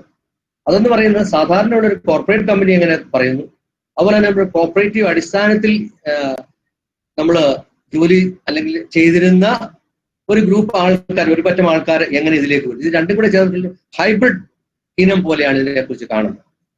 അപ്പോൾ ഇവരെ ഉപയോഗിച്ച് നമുക്ക് എങ്ങനെ നമ്മുടെ കൃഷി മുതൽ വിപണനം വരെ നടത്താമെന്നുള്ളതാണ്. നമുക്ക് നമ്മുടെ തന്നെ കൃഷിക്കാർ ഒന്നിച്ച് ചേർന്നിട്ട് കമ്പനിയായി രൂപീകരിക്കാൻ പറ്റുമെന്ന്. കമ്പനി രൂപീകരിക്കുമ്പോൾ മിനിമം നമുക്ക് ഒരു 10 പേരെങ്കിലും അതിനകത്ത് അതിനെ സംബന്ധിച്ചുള്ള ഏറ്റവും കൂടുതൽ ഇടപെടൽ നടത്തുന്ന അല്ലെങ്കിൽ ബന്ധപ്പെട്ട ഒഫീഷ്യൽ ആൾക്കാരെ ഉണ്ടാക്കാം. അതിനുശേഷം നമുക്ക് താല്പര്യമുള്ള കൃഷിക്കാരുടെ ഗ്രൂപ്പുകൾ ഉണ്ടാക്കാം. ഇവിടെയാണ് ഏറ്റവും പ്രധാനമായിട്ടുള്ളത്. ഇപ്പോ കുറച്ച് വീട്ടമ്മമാർ മാത്രം ചേർന്നിട്ട് നമ്മുടെ കാന്താരി നല്ല അന്താരാഷ്ട്ര തലത്തിലൊക്കെ വിപണിയുള്ള ഒന്നാണ്. എന്നാൽ ഒരു വീട്ടമ്മ മാത്രം ഒരു 1 കിലോ കാന്താരി കൊണ്ട് ഉണ്ടാക്കി ഇങ്ങനെ മാർക്കറ്റിൽ വിൽക്കാൻ തുടങ്ങിയാൽ നമുക്ക് വലിയ ബുദ്ധിമുട്ടായിരിക്കും. എന്നാൽ ഇങ്ങനെയുള്ള കമ്പനികൾ രൂപീകരിക്കുമ്പോൾ ഇതുപോലെയുള്ള നാടൻ ഉൽപ്പന്നത്തിന് എവിടെ ആണ് ഡിമാൻഡ് എന്ന് കണ്ടുപിടിപ്പിച്ച്, അല്ലെങ്കിൽ ഈ സമയത്ത് തന്നെ നമുക്ക് തന്നെ ചേർന്നിട്ട് ഇത് എവിടെയാണ് വിപണനം ചെയ്യുന്നത് എന്ന് മനസ്സിലാക്കി വിൽക്കുന്നതിന് വേണ്ട കാര്യങ്ങൾ ചെയ്യുകയാണെങ്കിൽ സ്വാഭാവികമായിട്ടും എന്താണ്, ഒരു വീട്ടമ്മ ഉൽപ്പാദിപ്പിക്കുന്ന അല്ലെങ്കിൽ വീട്ടമ്മയോ അല്ലെങ്കിൽ വീട്ടുകാരെല്ലാവരും ചേർന്ന് ഉൽപ്പാദിപ്പിക്കുന്ന ഒരു കാന്താരി പോലും നഷ്ടപ്പെടാതെ നമുക്ക് അതിന് വിപണനവും നല്ല വിലയും കിട്ടുന്ന രീതിയിലേക്ക് നമുക്ക് ഇത് ചെയ്യാൻ സാധിക്കുന്ന ഒരവസരം ഉണ്ടാകുന്നു. ഞാൻ ഒരു ഉദാഹരണം പറഞ്ഞു തന്നു മാത്രമാണ്. അതുപോലെ തന്നെ നിങ്ങളുടെ എല്ലാ ഉൽപ്പന്നങ്ങളെയും ഒന്നിച്ച് കണ്ടിട്ട് വിപണികൾ എവിടെയാണ് അത് കണ്ടെത്തിക്കൊണ്ട് അവിടെ വിൽക്കുന്നതിന് വേണ്ട അവസരങ്ങൾ നിങ്ങൾക്ക് ഉണ്ടാകുന്നു എന്നതാണ് ഞാൻ ഇതിനായിട്ട് പ്രധാനമായിട്ടും പങ്കുവയ്ക്കാൻ ഉദ്ദേശിച്ച മറ്റൊരു കാര്യം. FPOയുടെ ഇനി രജിസ്ട്രേഷനെ സംബന്ധിച്ച് ഇത് നബാർഡ് എന്ന് പറയുന്ന നമ്മുടെ കാർഷിക ബാങ്ക് തന്നെയാണ്, അതുവഴി ഒരു രജിസ്ട്രേഷൻ ഉണ്ട്. അതല്ലാതെ SFACK എന്ന് പറയുന്ന നമ്മുടെ കൃഷി വകുപ്പിന്റെ തന്നെ സ്ഥാപനമാണ്. ഇവിടെ രജിസ്റ്റർ ചെയ്യാൻ പറ്റുന്നതാണ്. ഈ ഒക്ടോബർ ഒരു 15-20 പൂർണ്ണമായിട്ടും നേരിട്ട് ഓൺലൈനായിട്ട് ഇപ്പൊ ആർക്കൊക്കെ രജിസ്റ്റർ ചെയ്യണമെങ്കിൽ നിങ്ങൾക്ക് രജിസ്റ്റർ ചെയ്യാം. ഈ രജിസ്റ്റർ ചെയ്യുന്ന സമയത്ത് അതിനകത്ത് നിങ്ങൾക്ക് വേണ്ട നിങ്ങളെ ഒരു ഗ്രൂപ്പുകൾ എന്തൊക്കെയാണ് നിങ്ങൾ ചെയ്യാൻ ഉദ്ദേശിക്കുന്നത്, ഒരു ബിസിനസ് പ്ലാൻ ഉണ്ടാക്കുക. ഇത് പറഞ്ഞു കഴിഞ്ഞാൽ നിങ്ങൾ എന്താണ് കാർഷിക മേഖലയിൽ ഒരു ബിസിനസ് നടത്താൻ ഉദ്ദേശിക്കുന്നത്, ഉൽപ്പന്നങ്ങൾ എന്തൊക്കെയാണ്, മാർക്കറ്റുകൾ എവിടെയാണ് വിപണി ചെയ്യുന്നത്, ആഭ്യന്തര വിപണിയാണോ അതല്ലെങ്കിൽ എക്സ്പോർട്ട് ആണോ അതല്ലെങ്കിൽ മറ്റ് സംസ്ഥാനങ്ങളാണോ അല്ലെങ്കിൽ വടക്കൻ കേരളമാണോ, ഇങ്ങനെയുള്ള കാര്യങ്ങൾ കണ്ടുപിടിക്കുന്നു. അതോടൊപ്പം എന്ത് വിലയ്ക്കാണ് നിങ്ങൾ വിൽക്കാൻ പോകുന്നത്, ആ ഉൽപ്പന്നങ്ങൾ ഏതെങ്കിലും രീതിയിൽ അതിന്റെ വാല്യൂ അല്ലെങ്കിൽ അത് ഉൽപ്പന്നങ്ങൾ മാറ്റം വരുത്തിക്കൊണ്ടാണ് വിൽക്കാൻ ഉദ്ദേശിക്കുന്നത്, അത് എത്ര ജോലിക്കാരുണ്ടാവുന്നു, എന്തൊക്കെ ഉപകരണങ്ങൾ അതിന് ആവശ്യമുണ്ട്, എന്നാണ് അതിന്റെ ബ്രേക്ക് ഈവൻ എന്ന് പറഞ്ഞാൽ നിങ്ങൾ മുതൽ മുടക്കുന്ന മൂലധനത്തിന്റെ റിട്ടേൺ അതെന്ന് നിങ്ങൾക്ക് തിരിച്ചു കിട്ടും. ഇതുപോലെ പ്രധാനമായും ഒരു സംരംഭം തുടങ്ങുമ്പോൾ ഉണ്ടാകുന്ന ഗുണങ്ങളും ദോഷങ്ങളും അതിന്റെ വിശകലനം, അതായത് എക്കണോമിക് വിശകലനങ്ങൾ, സാമ്പത്തിക വിശകലനം ചെയ്ത ശേഷമാണ് നാം ഒരു തീരുമാനത്തിലേക്ക് പോകുന്നത് എന്നുള്ളതാണ്. അപ്പൊ ഇത് മുഴുവൻ മനസ്സിലാക്കിയാണ് നമ്മൾ ഇങ്ങനെ ഒരു കമ്പനി ഉണ്ടാക്കുന്നത്. അപ്പൊ ഇതിനെ സംബന്ധിച്ച ഈ ഒരു ബിസിനസ് പ്ലാൻ ഇവിടെ ഞങ്ങൾക്ക് ഷെയർ ചെയ്യുക. അതിനുശേഷം രജിസ്റ്റർ ചെയ്ത് കഴിഞ്ഞാൽ മറ്റ് സഹായങ്ങൾ നമ്മുടെ കൃഷി വകുപ്പിൽ നിന്ന് ലഭ്യമാകുന്നതാണ്. ഞാൻ അവസാനം എന്റെ നമ്പർ ഷെയർ ചെയ്യാം. താല്പര്യമുള്ളവർ എന്നെ വിളിച്ചു കഴിഞ്ഞാൽ ഞാൻ തീർച്ചയായിട്ടും നിങ്ങൾക്ക് വേണ്ട സഹായങ്ങൾ ചെയ്യാം. അപ്പൊ അതിനകത്ത് മറ്റൊരു പ്രത്യേകത ഉള്ളതെന്ന് പറഞ്ഞാൽ ഇതിനകത്ത് വരുന്നവരൊക്കെ തന്നെ നമ്മുടെ ഷെയർ ഹോൾഡേഴ്സ് ആയിരിക്കും. എന്ന് പറഞ്ഞാൽ അവർക്കൊക്കെ ഇതിനകത്തൊരു ഷെയർ കാണും. ഈ ആദ്യത്തെ ഒരു 10 പേരായിരിക്കും അതിനകത്ത് പ്രധാനമായും ഇതിന്റെ അംഗങ്ങളായി വരുന്നത്. അംഗങ്ങൾക്ക് എത്ര പേര് വേണമെങ്കിലും ചെയ്യാം, നമുക്കൊരു ഷെയർ കിട്ടും. അതുപോലെ തന്നെ ഷെയർ എന്ന് പറഞ്ഞാൽ നമ്മൾ ഞാൻ ആദ്യം പറഞ്ഞ എക്കണോമീസ് ഓഫ് സ്കെയിൽ ഞാൻ പറഞ്ഞത് ഇംഗ്ലീഷ് എന്തോ ആവട്ടെ, കൂടുതൽ മുതൽ മുടക്കുമ്പോൾ എന്ന് പറഞ്ഞു കഴിഞ്ഞാൽ നിങ്ങൾ വിചാരിച്ചു കഴിഞ്ഞാൽ നമ്മൾ ഈ കാണുന്ന ഇന്ത്യയിൽ ഒരു മുതലാളിമാരും സ്വന്തമായി അവരുടെ കയ്യിലുള്ള ഒരു 10 പൈസ എടുത്തു വെച്ചിട്ടില്ല ഒരു ബിസിനസ് നടത്തുന്നത്. പൂർണ്ണമായിട്ടും ഒരു ബിസിനസ് ചെയ്യുന്നത് എവിടെയാണ്? മാർക്കറ്റിൽ നിന്നും നമ്മളൊക്കെ തന്നെ ഷെയർ എടുത്തിട്ടാണ് ആ ബിസിനസ് കൊണ്ടാണ് കളിക്കുന്നത്. എന്നാൽ നമ്മൾ ഒരു ബിസിനസ്സിലൂടെ അവരുടെ കയ്യിലേക്ക് ആ പണം എത്തിക്കുകയാണ്. ആ ഷെയർ വെച്ചിട്ടാണ് അവര് ബിസിനസ് വളർത്തുന്നത്. അങ്ങനെ വളരുന്ന ബിസിനസ്സിൽ 1% നമുക്ക് അതിന്റെ പ്രോഫിറ്റ്, അതിന്റെ ലാഭമായിട്ട് നമുക്ക് തിരിച്ചു നൽകുകയാണ്. അങ്ങനെയാണ് നാം വളരുന്നത്. അപ്പൊ അങ്ങനെ വിശ്വസിച്ച് നമ്മളൊരു ഗ്രൂപ്പ് ഉണ്ടാക്കുന്നു, അതിലേക്ക് നാം പണം നിക്ഷേപിക്കുന്നു. അതോടൊപ്പം തന്നെ നമ്മളും ഇതിന്റെ വളരുന്ന ഒരു ഭാഗവാക്കായിട്ട് മാറുകയാണ് ചെയ്യുന്നത്. അതാണ് ഫാർമർ പ്രൊഡ്യൂസർ ഓർഗനൈസേഷൻസ് അല്ലെങ്കിൽ കമ്പനിയുടെ ഒരു സ്ഥിതിവിശേഷം എന്ന് പറയുന്നത്. മറ്റൊന്ന്, ഇതിലേക്ക് മുതൽ മുടക്കുന്നതിന് വേണ്ട ലോണ്, മറ്റു കാര്യങ്ങൾ, സർക്കാരിൽ നമുക്ക് വേണ്ട അഡ്വൈസുകൾ, ഉപദേശങ്ങൾ, മൂലധനം, ക്യാപിറ്റലിന് വേണ്ട ആവശ്യങ്ങൾ ഒക്കെ തന്നെ ലോണായിട്ട് പല ബാങ്കുകളിൽ നമുക്ക് ലഭിക്കുകയാണ്. അതുപോലെ തന്നെ ഇൻട്രസ്റ്റ് സബ്വെൻഷൻ എന്ന് പറയും. 3% നമ്മുടെ മുഴുവൻ പലിശയുടെ എത്ര ശതമാനം ഒരു സബ്സിഡി എന്ന നിലയ്ക്ക് നന്നായിട്ട് വർക്ക് ചെയ്യുന്ന ഇതുപോലുള്ള കമ്പനികൾക്ക് നൽകുകയും ലാഭം ഉണ്ടാക്കുന്നവർക്ക് അതിന്റെ പ്രത്യേകമായ മറ്റ് സബ്സിഡികളും മറ്റ് ആനുകൂല്യങ്ങളും ഗ്രാൻഡും ഒക്കെ ലഭിക്കുന്നതായിട്ടുണ്ട്. അപ്പൊ ഇതിനെ സംബന്ധിച്ചുള്ള മുഴുവൻ വിവരങ്ങളും നിങ്ങൾക്ക് ലഭിക്കും. അതുപോലെ തന്നെ ഇതുപോലെയുള്ള മറ്റ് ഇതുപോലെയുള്ള കോൺഫറൻസുകൾക്കുള്ള ലിങ്കുകളും ഞാൻ നിങ്ങൾക്ക് അയച്ചുതരാൻ സാധിക്കും. ആ സമയത്ത് കേന്ദ്ര ഗവൺമെന്റിന്റെയോ അല്ലെങ്കിൽ നമ്മുടെ സർക്കാരിന്റെ തന്നെ ഉയർന്ന ഉദ്യോഗസ്ഥരുമായിട്ട് ബന്ധപ്പെടുന്നതിനും അതിന്റെ അടിസ്ഥാനത്തിൽ നമുക്ക് ഇതുപോലെയുള്ള കമ്പനികളൊക്കെ രജിസ്റ്റർ ചെയ്യുന്നതിന് അത് ചെറുതാകാൻ വലുതാകും. മറ്റൊരു കാര്യമുണ്ട്, 3 വർഷത്തിനുള്ളിൽ നാം ഒരു 300 പേരെയെങ്കിലും ഇതിനകത്ത് അംഗങ്ങളായി ചേർക്കുകയും വേണം. ഇത് കേട്ടിട്ടൊട്ടും പേടിക്കണ്ട. കാരണം ഗ്രൂപ്പുകളായി കൃഷി വകുപ്പിന്റെ കീഴിൽ തന്നെയോ എല്ലാ പഞ്ചായത്തുകളിലും വിവിധങ്ങളായ കൃഷികൾ ചെയ്യുന്നവരുണ്ടായിരിക്കും.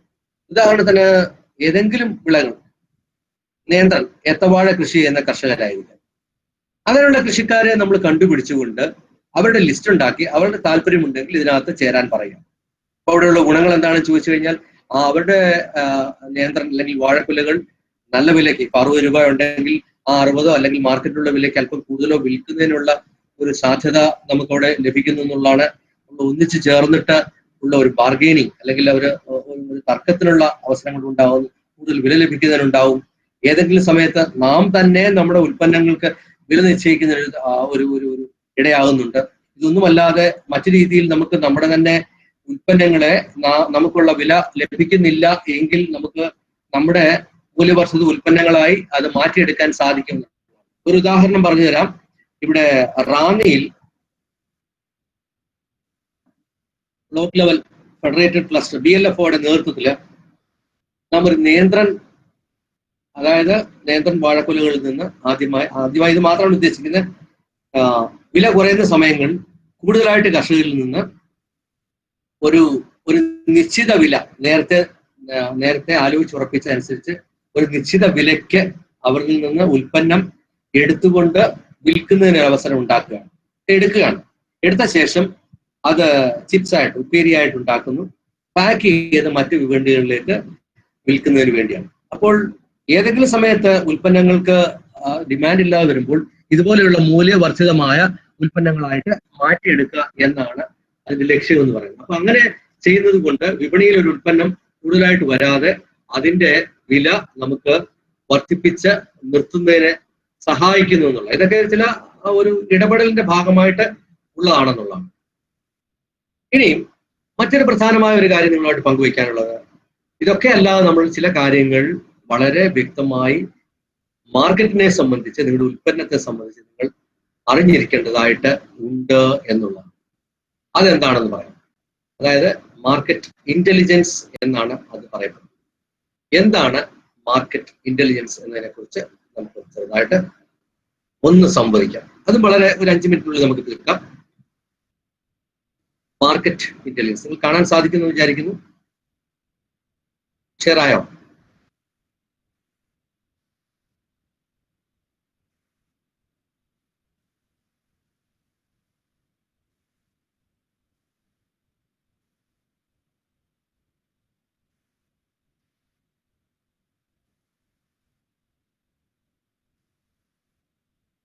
മാർക്കറ്റ് ഇന്റലിജൻസ്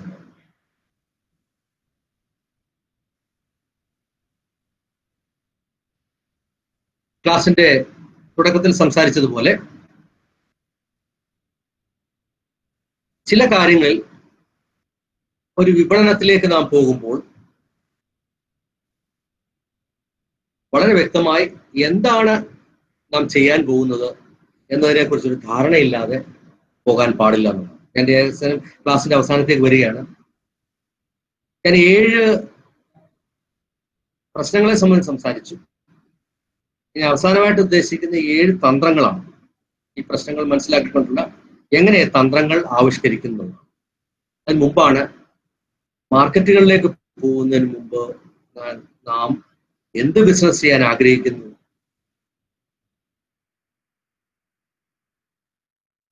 അതിലുള്ള ഉൽപ്പന്നങ്ങൾ വിൽക്കാൻ പറ്റുന്ന ഉപഭോക്താക്കൾ എവിടെയാണുള്ളത്? നമ്മുടെ ലോക്കൽ തന്നെയാണോ, അതോ മറ്റെവിടെയെങ്കിലും ആണോ? അതുപോലെ തന്നെ അതിന്റെ ഡിമാൻഡ് ഏത് സമയത്താണ്, എപ്പോഴാണ് അത് വിളവെടുക്കേണ്ടത് എന്ന് പറയുമ്പോൾ നിങ്ങൾക്ക് ആലോചിച്ചറിയാം. അത് ഒരു വളരെ ലളിതമായ ഒരു ഉദാഹരണം കൊണ്ട് ഞാൻ പറഞ്ഞുതരാം. ഈ വർഷം സുഭിക്ഷ കേരളം പോലെയുള്ള പദ്ധതികൾ സർക്കാർ വളരെ കാര്യമായിട്ട് ഞങ്ങൾ കൊണ്ടുവന്നത് മൂലം കാർഷിക മേഖലയിൽ വലിയ വ്യത്യാസങ്ങൾ, അതായത് നമ്മുടെ ഈ കോവിഡ് കാലങ്ങളിലൊക്കെയും തന്നെ എല്ലാവരും കൃഷിയിലേക്ക് ഇറങ്ങുന്നതായിട്ട് വന്നു. പച്ചക്കറിയോടൊപ്പം തന്നെ പല കിഴങ്ങ് വർഗ വിളകൾ വ്യാപകമായി കൃഷി ചെയ്യുന്ന ഒരു അവസ്ഥയിലേക്ക് വന്നു. അപ്പോൾ ഓണത്തിന്റെ സമയത്ത് സാധാരണ ഉള്ളതിനേക്കാളും പല സ്ഥലങ്ങളിലും, പ്രത്യേകിച്ച് പത്തനംതിട്ട പോലുള്ള ജില്ലകളിൽ ഏകദേശം ഒരു 1000, 2000, 2800 ടൺ വരെ ചേന അടക്കമുള്ള കിഴങ്ങ് വർഗ്ഗങ്ങൾ കെട്ടിക്കിടക്കുന്ന ഒരു അവസ്ഥയിലേക്ക് വന്നു. അപ്പോൾ ഇത് മനസ്സിലാക്കി നമ്മൾ പെട്ടെന്ന് കൃഷിക്കാരോട് എല്ലാം ഒരു നിർദ്ദേശം കൊടുത്തു. ഓണത്തിനായിട്ടുള്ള ഇനിയും ചേന നിങ്ങൾ കിളച്ച് എടുക്കരുത്, അവിടെ നിൽക്കട്ടെ, തണ്ട് വാടട്ട്. അതോടൊപ്പം തന്നെ മഴ ഉണ്ടായിരുന്നതുകൊണ്ട് പെട്ടെന്ന് തണ്ട് വാടിയില്ല. ഇല്ല, നിങ്ങൾക്കറിയാം, ശ്രദ്ധിച്ചാൽ അറിയാം. അതുകൊണ്ട് ആ സമയത്ത് ഒരു പരിധിവരെയും അങ്ങനെ മുഴുവൻ ആൾക്കാർ ഈ ചേന പറിക്കാതിരുന്നതുകൊണ്ട് വിപണിയിൽ വില നന്നായിട്ട് താണു കേട്ടോ. 20 രൂപയ്ക്ക് അടുത്തൊക്കെയാണ് സാധാരണ വിൽപ്പന പോയിരുന്നത്. സാധാരണ ഹോൾസെയിൽ മാർക്കറ്റിലെ വിലയാണ് ഞാൻ പറഞ്ഞത്. അപ്പൊ അങ്ങനെ വിപണി വില വീണ്ടും താഴാതിരിക്കാനാണ് അങ്ങനെ ഇടപെടലിലേക്ക് പോകുന്നത്. അപ്പോൾ എപ്പോഴാണ് അത് വിളവെടുക്കേണ്ടത് എന്നതിനെ കുറിച്ച്, അതിനനുസരിച്ച് നമുക്ക് മാർക്കറ്റിലുള്ള ഡിമാൻഡ് അനുസരിച്ച് നമുക്ക് മാറ്റാൻ സാധിക്കണം. അങ്ങനെ ഇങ്ങനെ ഓരോന്നും മനസ്സിലാക്കണമെന്ന് എന്താണെന്ന് ചോദിച്ചു കഴിഞ്ഞാൽ, എവിടെ നമ്മുടെ കൃഷി ചെയ്യണം, ഏത് വിലയ്ക്ക് വിൽക്കണം, എപ്പോൾ വിൽക്കണം, ഇങ്ങനെയുള്ള 3-4 കാര്യത്തിൽ കൃഷിക്കാരോ അതല്ലെങ്കിൽ സംരംഭകരോ വളരെ വ്യക്തമായി നിങ്ങൾക്കൊരു ധാരണ ഇല്ല എങ്കിൽ തീർച്ചയായിട്ടും നിങ്ങളുടെ സംരംഭങ്ങളിൽ നിങ്ങൾക്കുണ്ടാകുന്ന ലാഭത്തിൽ അതിൽ 1% താഴേക്ക് വരാനുള്ള സാധ്യത വളരെ കൂടുതലാണെന്ന്. അപ്പോൾ ഓരോ സംരംഭകരെ സംബന്ധിച്ച് ശ്രദ്ധിക്കേണ്ട ഒരു കാര്യം, ഈ പറഞ്ഞ 4-5 മേഖലകൾ നിങ്ങൾ സദാസമയം ജാഗരൂകരായി എന്തൊക്കെയാണ് മാർക്കറ്റിലുണ്ടാകുന്ന മാറ്റങ്ങളെ കുറിച്ചും, അതോടൊപ്പം തന്നെ ഞാൻ ഈ പറഞ്ഞ 4 പോയിന്റുകളെ നിങ്ങളുടെ മനസ്സിൽ കുറിച്ചിട്ടായാലും ശരി, എല്ലാ പോയിന്റുകളും കുറിക്കണമെന്നില്ല, ചില പ്രത്യേക കാര്യങ്ങൾ മാത്രം നിങ്ങൾ അത് നിങ്ങളുടേതായ മേഖലകൾ ചിന്തിക്കുന്നത് നിങ്ങളുടെ സംരംഭത്തിൽ നിങ്ങളുടെ ഏതായിട്ട്, അതെന്ത് മാർക്കറ്റിംഗ് ആകട്ടെ, മറ്റു രീതിയിലുള്ള കാർഷിക മേഖലയിലുള്ള ഇടപെടലുകളായിട്ടൊക്കെ തന്നെ നിങ്ങൾക്ക് കൂടുതലായിട്ട് അതിനകത്ത് പ്രവർത്തിക്കുന്നതിനും നിങ്ങളുടെ ലാഭവിഹിതം വർദ്ധിപ്പിക്കുന്നതിനും അതുപോലെ തന്നെ നിങ്ങളുടെ മാർക്കറ്റിലുള്ള ഇടപെടലുകൾ വർദ്ധിപ്പിക്കുന്നതിനൊക്കെ തന്നെ സാധിക്കും എന്നുള്ളതാണ്. ഇനി അവസാനമായിട്ട് നമ്മെ സംബന്ധിച്ച് എങ്ങനെ ഒരു മാർക്കറ്റിംഗ് തന്ത്രം രൂപീകരിക്കാം എന്നുള്ളതാണ്. ഈ മാർക്കറ്റിംഗ് തന്ത്രം എന്ന് പറയുന്നതും ഞാൻ ആദ്യം സംസാരിച്ചതും തമ്മിൽ വലിയ ബന്ധമുണ്ട് എന്നുള്ളതാണ്. 7 കാര്യത്തിൽ സംബന്ധിച്ചായിരിക്കും നമുക്ക് സംസാരിക്കുന്നത്. ആ 7 കാര്യങ്ങൾ എന്തൊക്കെയുണ്ട്, എന്ത് തരത്തിലുള്ള ഒരു വിപണിയാണ് അല്ലെങ്കിൽ എന്താണ് നിങ്ങൾ ചെയ്യാൻ ഉദ്ദേശിക്കുന്നത്, പ്രത്യേകിച്ച് ഞാൻ മാർക്കറ്റുമായിട്ട് അല്ലെങ്കിൽ നമ്മളെ കാർഷിക മേഖലയുമായിട്ട് വെച്ച് സംസാരിക്കുന്നതുകൊണ്ടാണ് അങ്ങനെ സംസാരിക്കുന്നത്. എന്താണ് നിങ്ങൾ ചെയ്യാൻ ഉദ്ദേശിക്കുന്നത്,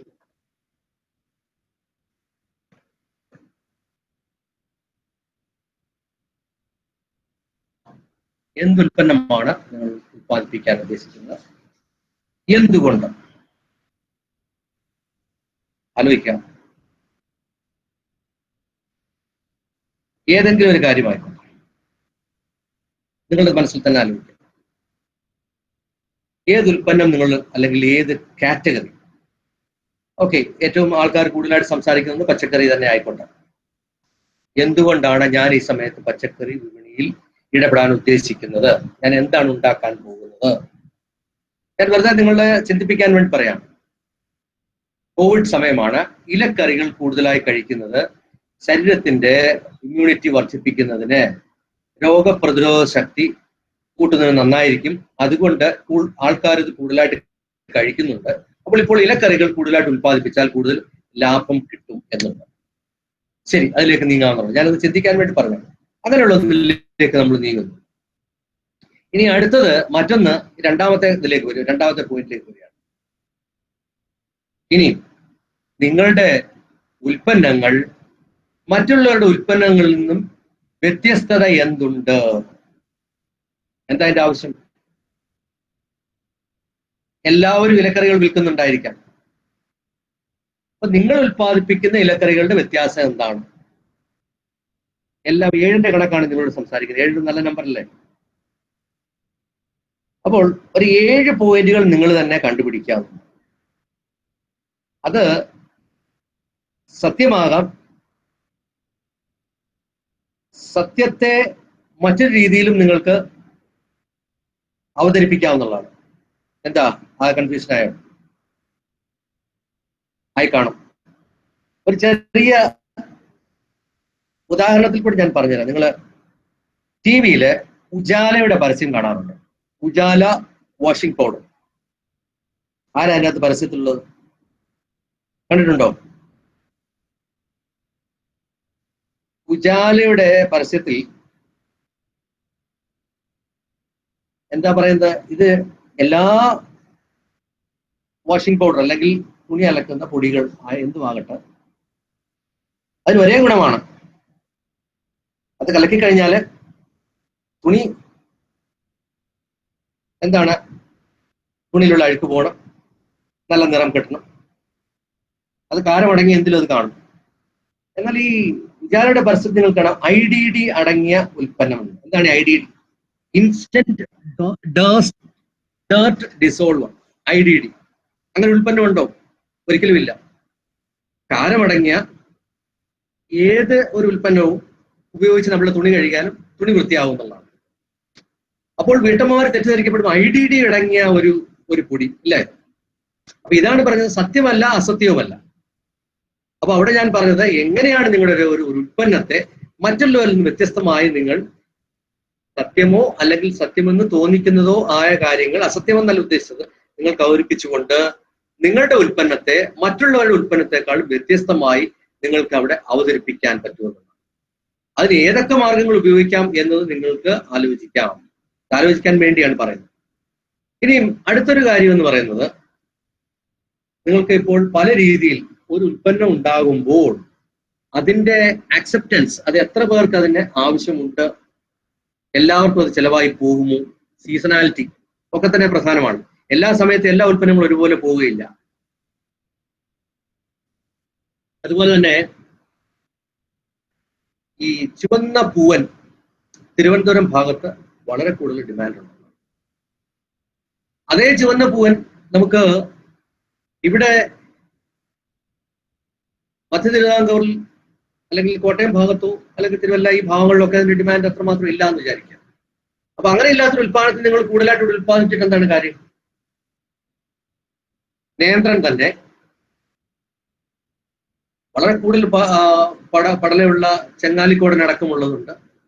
നമ്മുടെ യഥാർത്ഥ നാടൻ കുലകൾ, ഉദാഹരണ പുല്ലാട് അല്ലെങ്കിൽ ഈ റാന്നി ഈ ഭാഗങ്ങളിലൊക്കെ കണ്ടിട്ടുള്ളത് അധികം കൂടുതൽ പടലകളില്ല, പക്ഷെ പ്രത്യേക ടേസ്റ്റ് ആണ്. ഇത് സാധാരണ 50 രൂപ 60 രൂപ കിട്ടുന്ന സമയത്ത് ഇതിന് 60, 70, 80 വരെ വിലയ്ക്ക് നമുക്ക് വിൽക്കാൻ പറ്റുന്ന ഒന്നാണ്. അപ്പൊ അത് ലോക്കലി ഇവിടെ വളരെ ഇഷ്ടമുണ്ട്. ഇതേ സാധനത്തെ നമുക്ക് മറ്റെടുത്ത് കൊണ്ടുപോയി കഴിഞ്ഞാൽ കിട്ടണം എന്നില്ല. അങ്ങനെയുള്ള ഉൽപ്പന്നങ്ങൾ മനസ്സിലാക്കാൻ വേണ്ടി ഒരു ലോക്കൽ സർവേ നടത്തുന്നത് നന്നായിരിക്കും. അതല്ലെങ്കിൽ നമ്മൾ വെറുതെ ഒന്ന് പഠിക്കുന്നത് നല്ലതായിരിക്കും. നല്ല ബന്ധുമിത്രാദികളോട് ചോദിക്കാം, സുഹൃത്തുക്കളോട് ചോദിക്കാം. അതല്ലെങ്കിൽ നമുക്ക് ചെറിയൊരു സർവേ ഒരു ഗ്രൂപ്പിൽ, ഒരു വാട്സപ്പ് ഗ്രൂപ്പിൽ, അല്ലെങ്കിൽ കാർഷിക മേഖലയിലുള്ള അടങ്ങിയിരിക്കുന്ന ആൾക്കാരുടെ ഗ്രൂപ്പിൽ നിങ്ങൾക്ക് സർവേ നടത്താം. അതല്ലാതെ നിങ്ങൾ ഒരു വിപണനത്തിലേക്ക് ഇറങ്ങിക്കഴിഞ്ഞാൽ പലപ്പോഴും നിങ്ങളുടെ ഉൽപ്പന്നങ്ങൾ വിൽക്കാൻ പറ്റാതെ ഒന്നിച്ച് കെട്ടിക്കിടന്ന് അവസാനം അപകടത്തിലേക്ക് നീങ്ങാനുള്ള ഒരു സാധ്യതയുള്ളത്.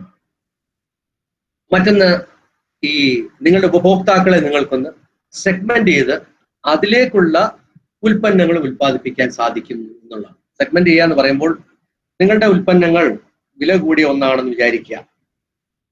അപ്പോൾ അത് വാങ്ങാൻ വേണ്ട ക്രയവിക്രയ ശേഷിയുള്ളവരാണോ നിങ്ങൾ ഉദ്ദേശിക്കുന്ന കസ്റ്റമേഴ്സ്? അവരുടെ ഇടയിലാണ് നിങ്ങൾ വ്യാപാരം ചെയ്യാൻ പോകുന്നത്. മറ്റൊന്ന്, റെസിഡൻഷ്യൽ ഏരിയയിലാണ് നിങ്ങൾ വിചാരിക്കുക, ഫ്ലാറ്റുകളൊക്കെ പോലുള്ള സ്ഥലത്ത്. അവരുടെ ഒരു ടേസ്റ്റ് എന്താണ്? വില ചിലപ്പോൾ അവർക്ക് വലിയ സാധ്യത ഇല്ലായിരിക്കാം. അപ്പൊ അവിടെ കൂടുതലായിട്ട് പോകുന്നത് എന്താണ്? അങ്ങനെ ആ സെഗ്മെന്റ് ചെയ്ത ഒരു കൃഷി അല്ലെങ്കിൽ ഒരു ഉപഭോക്താവിന് വേണ്ട ഉൽപ്പന്നം വേണം നിങ്ങൾക്ക് ചെയ്യാൻ. ഈ സെഗ്മെന്റേഷൻ പല കാര്യങ്ങൾക്കും ഉപകാരം ചെയ്യും.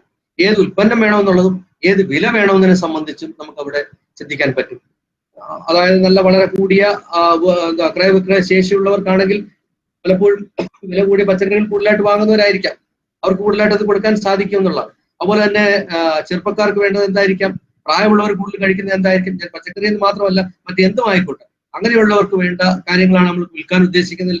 ആ രീതിയിലായിരിക്കണം നമ്മുടെ ഉൽപ്പന്നങ്ങളുടെ പട്ടിക തയ്യാറാക്കേണ്ടതും നമ്മൾ ആ ഒരു വിപണന തന്ത്രങ്ങൾ ആലോചിക്കേണ്ടതെന്നുള്ളത്.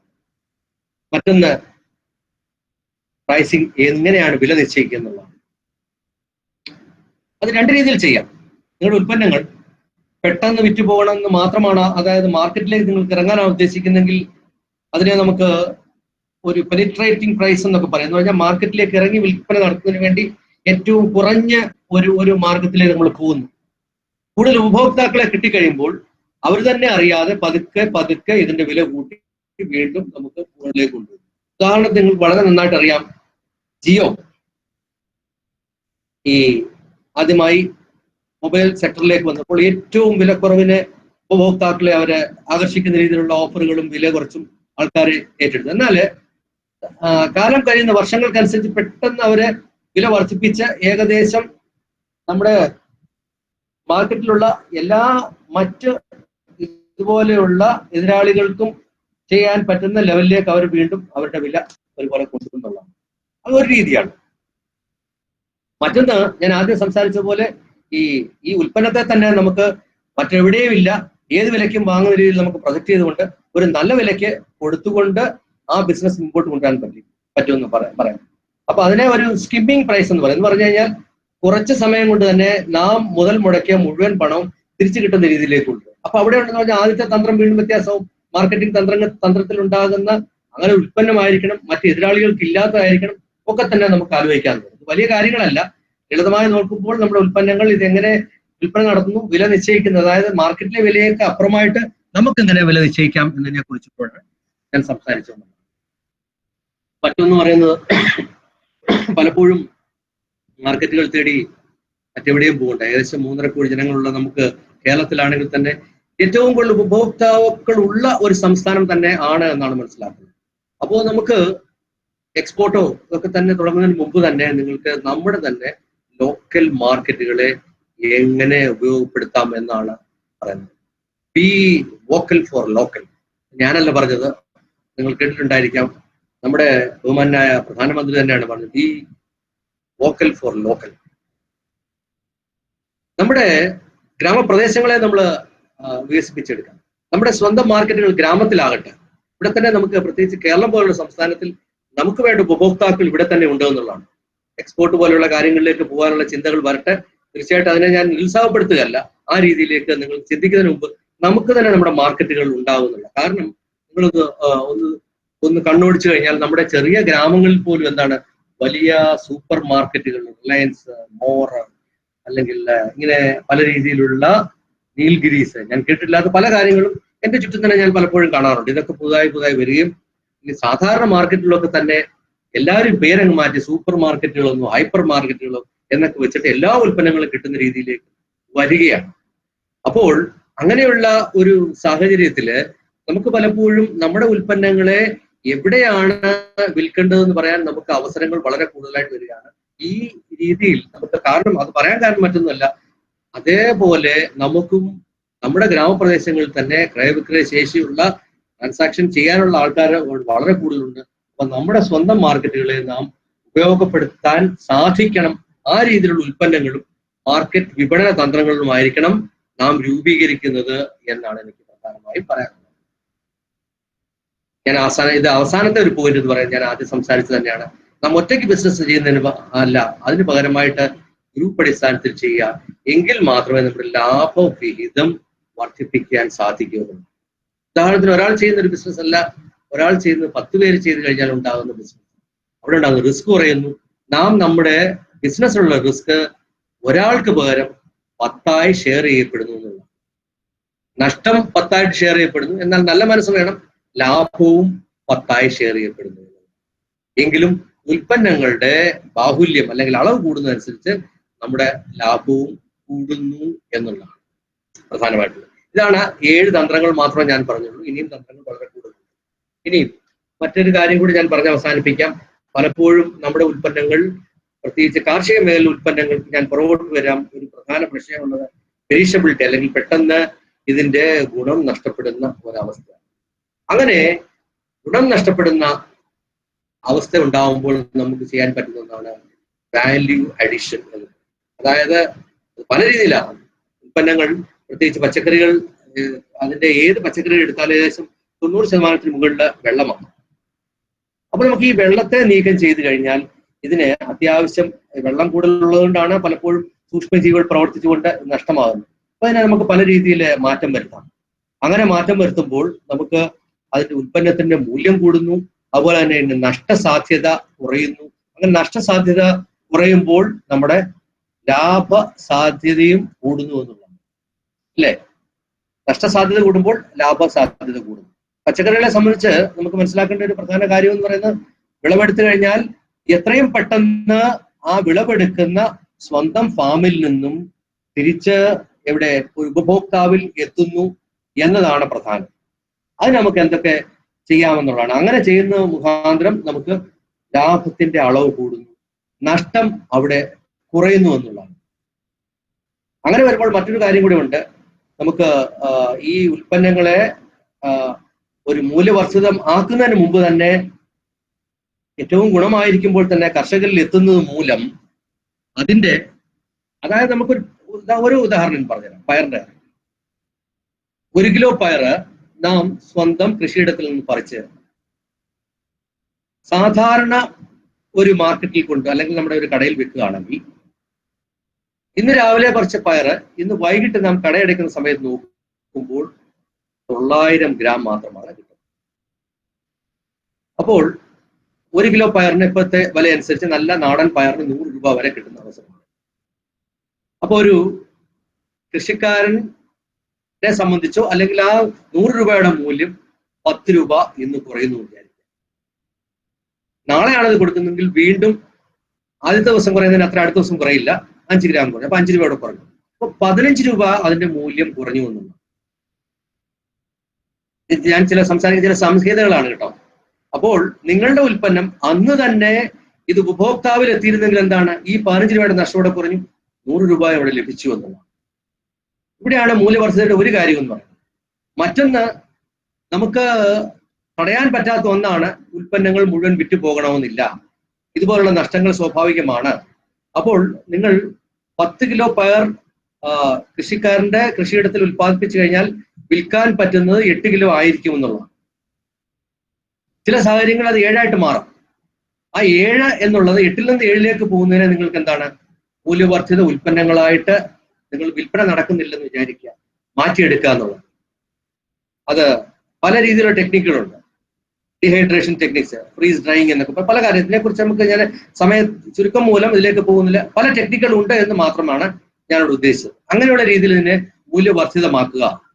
മറ്റൊന്ന്, കൃഷി വകുപ്പിൽ തന്നെ നമുക്ക് ആഴ്ച ചന്തകളുണ്ട്, ഇക്കോ ഷോപ്പുകളുണ്ട്, ക്ലസ്റ്റർ മാർക്കറ്റുകൾ. ക്ലസ്റ്റർ ഞാൻ സൂചിപ്പിച്ചത് തന്നെയാണ്, കൃഷിക്കാരുടെ കൂട്ടായ്മകൾ നടത്തുന്ന ചന്തകളുണ്ട്.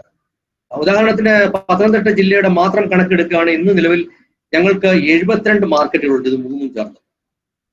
ഇനിയും ഏകദേശം എല്ലാ പഞ്ചായത്തുകളും വീക്ക്ലി മാർക്കറ്റുകൾ ആരംഭിക്കാൻ പോവുകയാണ്. അപ്പൊ ഇങ്ങനെയുള്ള മാർക്കറ്റുകൾ തന്നെ നമുക്ക് ഈ നിങ്ങൾ പച്ചക്കറിയാണ് ഉത്പാദിപ്പിക്കുന്നതെങ്കിൽ മുഴുവനായിട്ടും നമുക്ക് അത് സ്വീകരിക്കാനുള്ള ഒരു നിലയിലേക്ക്, സ്വയം പര്യാപ്തതയിലേക്ക് വന്നുകൊണ്ടിരിക്കുകയാണ്. അപ്പൊ ഇതിനെ നമുക്ക് ജനങ്ങൾ, അല്ലെങ്കിൽ കൃഷിക്കാരെ, അല്ലെങ്കിൽ മറ്റ് ഇതിലേക്ക് വരാൻ ആഗ്രഹിക്കുന്നവരൊക്കെ തന്നെ അത് എടുക്കണമെന്നാണ് എനിക്ക് അഭ്യർത്ഥിക്കാനുള്ളത്. പ്രധാനമായിട്ടും ഞാൻ സംസാരിച്ചത് ചുരുക്കുകയാണ്. എന്താണ് മാർക്കറ്റിംഗ് എന്ന് പറഞ്ഞു, അത് അഗ്രികൾച്ചർ മാർക്കറ്റിംഗിൽ, കാർഷിക മേഖലയിലെ വിപണികൾ എന്താണെന്ന് പറഞ്ഞു, അതിനകത്തുള്ള എന്തുകൊണ്ടാണ് മാർക്കറ്റുകൾക്ക് വളരാനുള്ള സാഹചര്യങ്ങൾ കുറവുണ്ടെന്നുള്ള 7 കാര്യങ്ങൾ പറഞ്ഞു. ഇനി നമ്മുടെ ഇടപെടലുകൾ സാധിക്കുന്ന 7 തന്ത്രങ്ങളെ കുറിച്ച് പറഞ്ഞു. പിന്നീട് എന്തുകൊണ്ടാണ് ഈ സാഹചര്യം എന്തുകൊണ്ടും മാർക്കറ്റിംഗിലേക്കും അതുപോലെ കാർഷിക മേഖലയിലേക്കും യുവജനങ്ങൾക്കും അല്ലെങ്കിൽ മറ്റ് സംരംഭകർക്കും ഇറങ്ങാൻ പറ്റിയൊരു സാഹചര്യം നിലനിൽക്കുന്നതും അത് എന്തുകൊണ്ടാണെന്നും ഇത്രയും കാര്യങ്ങളാണ് ഞാൻ ഇന്നിവിടെ പ്രതിപാദിച്ചതും. അത്യാവശ്യം വളരെ ലളിതമായിട്ട് ഞാൻ ഇതിനെ അവതരിപ്പിക്കാൻ ശ്രമിച്ചു എന്നുമാണ് എനിക്ക് തോന്നുന്നത്. അപ്പോൾ അതുകൊണ്ട് ഞാൻ ഇപ്പോൾ അവസാനിപ്പിക്കുകയാണ്. ഇനി കുറച്ച് സമയം നിങ്ങൾക്ക് എന്തെങ്കിലും ചോദ്യങ്ങൾക്ക് വേണ്ടി ഞാൻ തരാം. ചോദ്യങ്ങൾ തീരുന്ന സമയത്ത് ഞാൻ എൻ്റെ നമ്പർ തരാം. കാരണം ഞാനൊരു കാര്യം പറഞ്ഞു, ഫാമർ പ്രൊഡ്യൂസർ കമ്പനി പോലുള്ളത് രൂപീകരിക്കുന്നതിനുള്ള സഹായത്തെക്കുറിച്ചും മറ്റു കാര്യങ്ങൾക്കും അറിയാൻ വേണ്ടി ഞാൻ നമ്പർ തരാം. ഇപ്പോൾ തന്നെ പലരും നമുക്ക് ഞാനുമായിട്ട് അസോസിയേറ്റ് ചെയ്ത് പ്രൊജക്ടുകളൊക്കെ ഉണ്ടാക്കുന്നുണ്ട്. ഏകദേശം 12 പ്രൊജക്ടുകൾ എൻ്റെ അറിവിലുണ്ട്. തീർച്ചയായിട്ടും നിങ്ങൾക്കും ഏതെങ്കിലും ഇതുപോലെ പ്രൊജക്ടുകളോ സംരംഭങ്ങളിലേക്ക് വരുന്നുവെങ്കിൽ മറ്റു രീതിയിലുള്ള സാങ്കേതിക അറിവുകൾ വേണമെങ്കിൽ അത് തരാം. കൃഷി വകുപ്പിൽ നിന്നും അല്ലെങ്കിൽ സർക്കാരുകളിൽ നിന്നും ലഭിക്കുന്ന ആനുകൂല്യങ്ങളെക്കുറിച്ചും ബാങ്കുകളിൽ നിന്ന് ലഭിച്ച ആനുകൂല്യങ്ങളെക്കുറിച്ചും അതിന്റെ സാധ്യതകളെക്കുറിച്ചും ഞാൻ നിങ്ങളുമായിട്ട് പങ്കുവയ്ക്കാൻ ആഗ്രഹിക്കുന്നു. അപ്പോൾ ഞാൻ എൻ്റെ ഈ ക്ലാസ് ഞാനിപ്പോൾ അവസാനിപ്പിക്കുകയാണ്. കുറച്ച് സമയം മറ്റ് ചോദ്യങ്ങൾക്ക് വേണ്ടി മാറ്റിവെക്കുകയാണ്. Okay, thank U. ഈ അവസരം തന്ന പ്രത്യേകിച്ച് മിനി മാഡത്തോടും അവിടുത്തെ FTCയിലെ എല്ലാ അംഗങ്ങൾക്കും പ്രത്യേകമായ നന്ദി രേഖപ്പെടുത്തിക്കുന്നു. നന്ദി, താങ്ക് യു.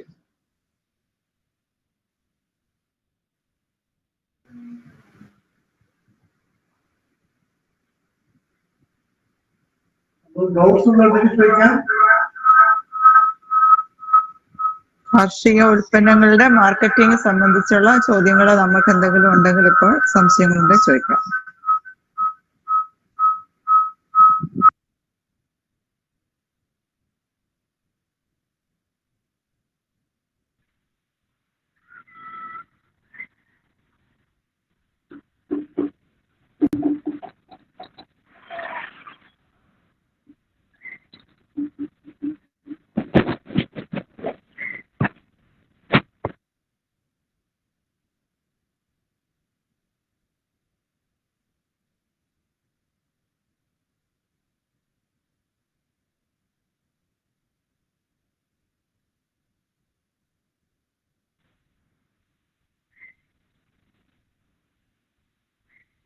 സാറ് പറയുന്നുണ്ട്. എൻ്റെ പേര് ഗോകുൽ എന്നാണ്. കേൾക്കാവോ സാറേ? പറഞ്ഞോ കേൾക്കാം. ഗോകുൽ, ഞാനൊരു VHS സ്റ്റുഡന്റ് ആയിരുന്നു. അപ്പം സാറ് പറഞ്ഞില്ലായിരുന്നു നമ്മുടെ ഹൈബ്രിഡ് സാധനം വെണ്ടയ്ക്ക കിട്ടിയില്ലാത്ത പക്ഷെ നമ്മൾ മാർക്കറ്റ് ചെയ്യുന്നൊരു കാര്യം. ഞാനൊരു ഉദാഹരണമാക്കി നിങ്ങളെ അവതരിപ്പിച്ചാണത്. എന്റെ മനസ്സിൽ തോന്നിയ ഒരു ചെറിയൊരു ഒപ്പീനിയനാണ്. അപ്പം മാർക്കറ്റിംഗ് എന്തുകൊണ്ട് നമ്മുടെ വീട്ടിൽ തന്നെ ചെയ്തോളൂ. അതായത് സംഭവം നമുക്ക് നല്ല ഈൽഡ് കിട്ടിയില്ല, അപ്പം മാർക്കറ്റിംഗ് വിറ്റ് പോകത്തില്ല. ഇപ്പം നമ്മുടെ തൊട്ടടുത്തുള്ള അയൽവാസികളാണെങ്കിലും കർഷകരൊക്കെ ആണെങ്കിലും നമ്മുടെ വീട്ടിൽ വന്ന് ഈ സാധനം മേടിച്ചുകൊണ്ട് പോയാൽ നമുക്ക് നമ്മൾ ഉദ്ദേശിക്കുന്നതിനെക്കാളും മേളിൽ നമുക്ക് തുക കിട്ടാൻ ചാൻസ് കൂടുതലാണ്. അല്ലേ സാർ? അപ്പം ഈ വാട്സപ്പ് സാറ് പറയുന്ന പോലെ വാട്സപ്പ് കൂട്ടായ്മ കാര്യങ്ങളൊക്കെ നമുക്ക് നമ്മുടെ അതായത് കൂടുതലും വിപണിയിലേക്ക് ഒരു തേർഡ് പാർട്ടിയിലേക്ക് പോകുന്നതിനേക്കാളും നല്ലത് നമുക്ക് തന്നെ കറക്റ്റ് കൊടുക്കുന്നതായിരിക്കില്ല ബെറ്റർ. അപ്പൊ നമുക്ക് തന്നെ അതിനെ പറഞ്ഞു വളരെ ശരിയാണ്. അത് നമ്മളെ ഈ കോവിഡ് പീരീഡിൽ ഞങ്ങൾ അതൊന്ന് പരീക്ഷിച്ച് വിജയിക്കുകയും ചെയ്ത ഒരു തന്ത്രമാണ്. കാരണം ഗൂഗിളിനെ പോലെ തന്നെ പലരും എന്റെ ഉൽപ്പന്നം ഇതാണെന്ന് പറഞ്ഞിട്ട് വാട്സപ്പ് ചെയ്യുകയും ചില നല്ല ഗ്രൂപ്പുകൾ ഉണ്ടാക്കുകയും ചെയ്തു. വളരെ ലളിതമായിട്ട് ചെയ്തതാണ്. അപ്പൊ അവര് വന്നിട്ട് വീടുകളിൽ വന്ന് വാങ്ങുകയായിരുന്നു ഇതുപോലുള്ള ഉൽപ്പന്നങ്ങൾ.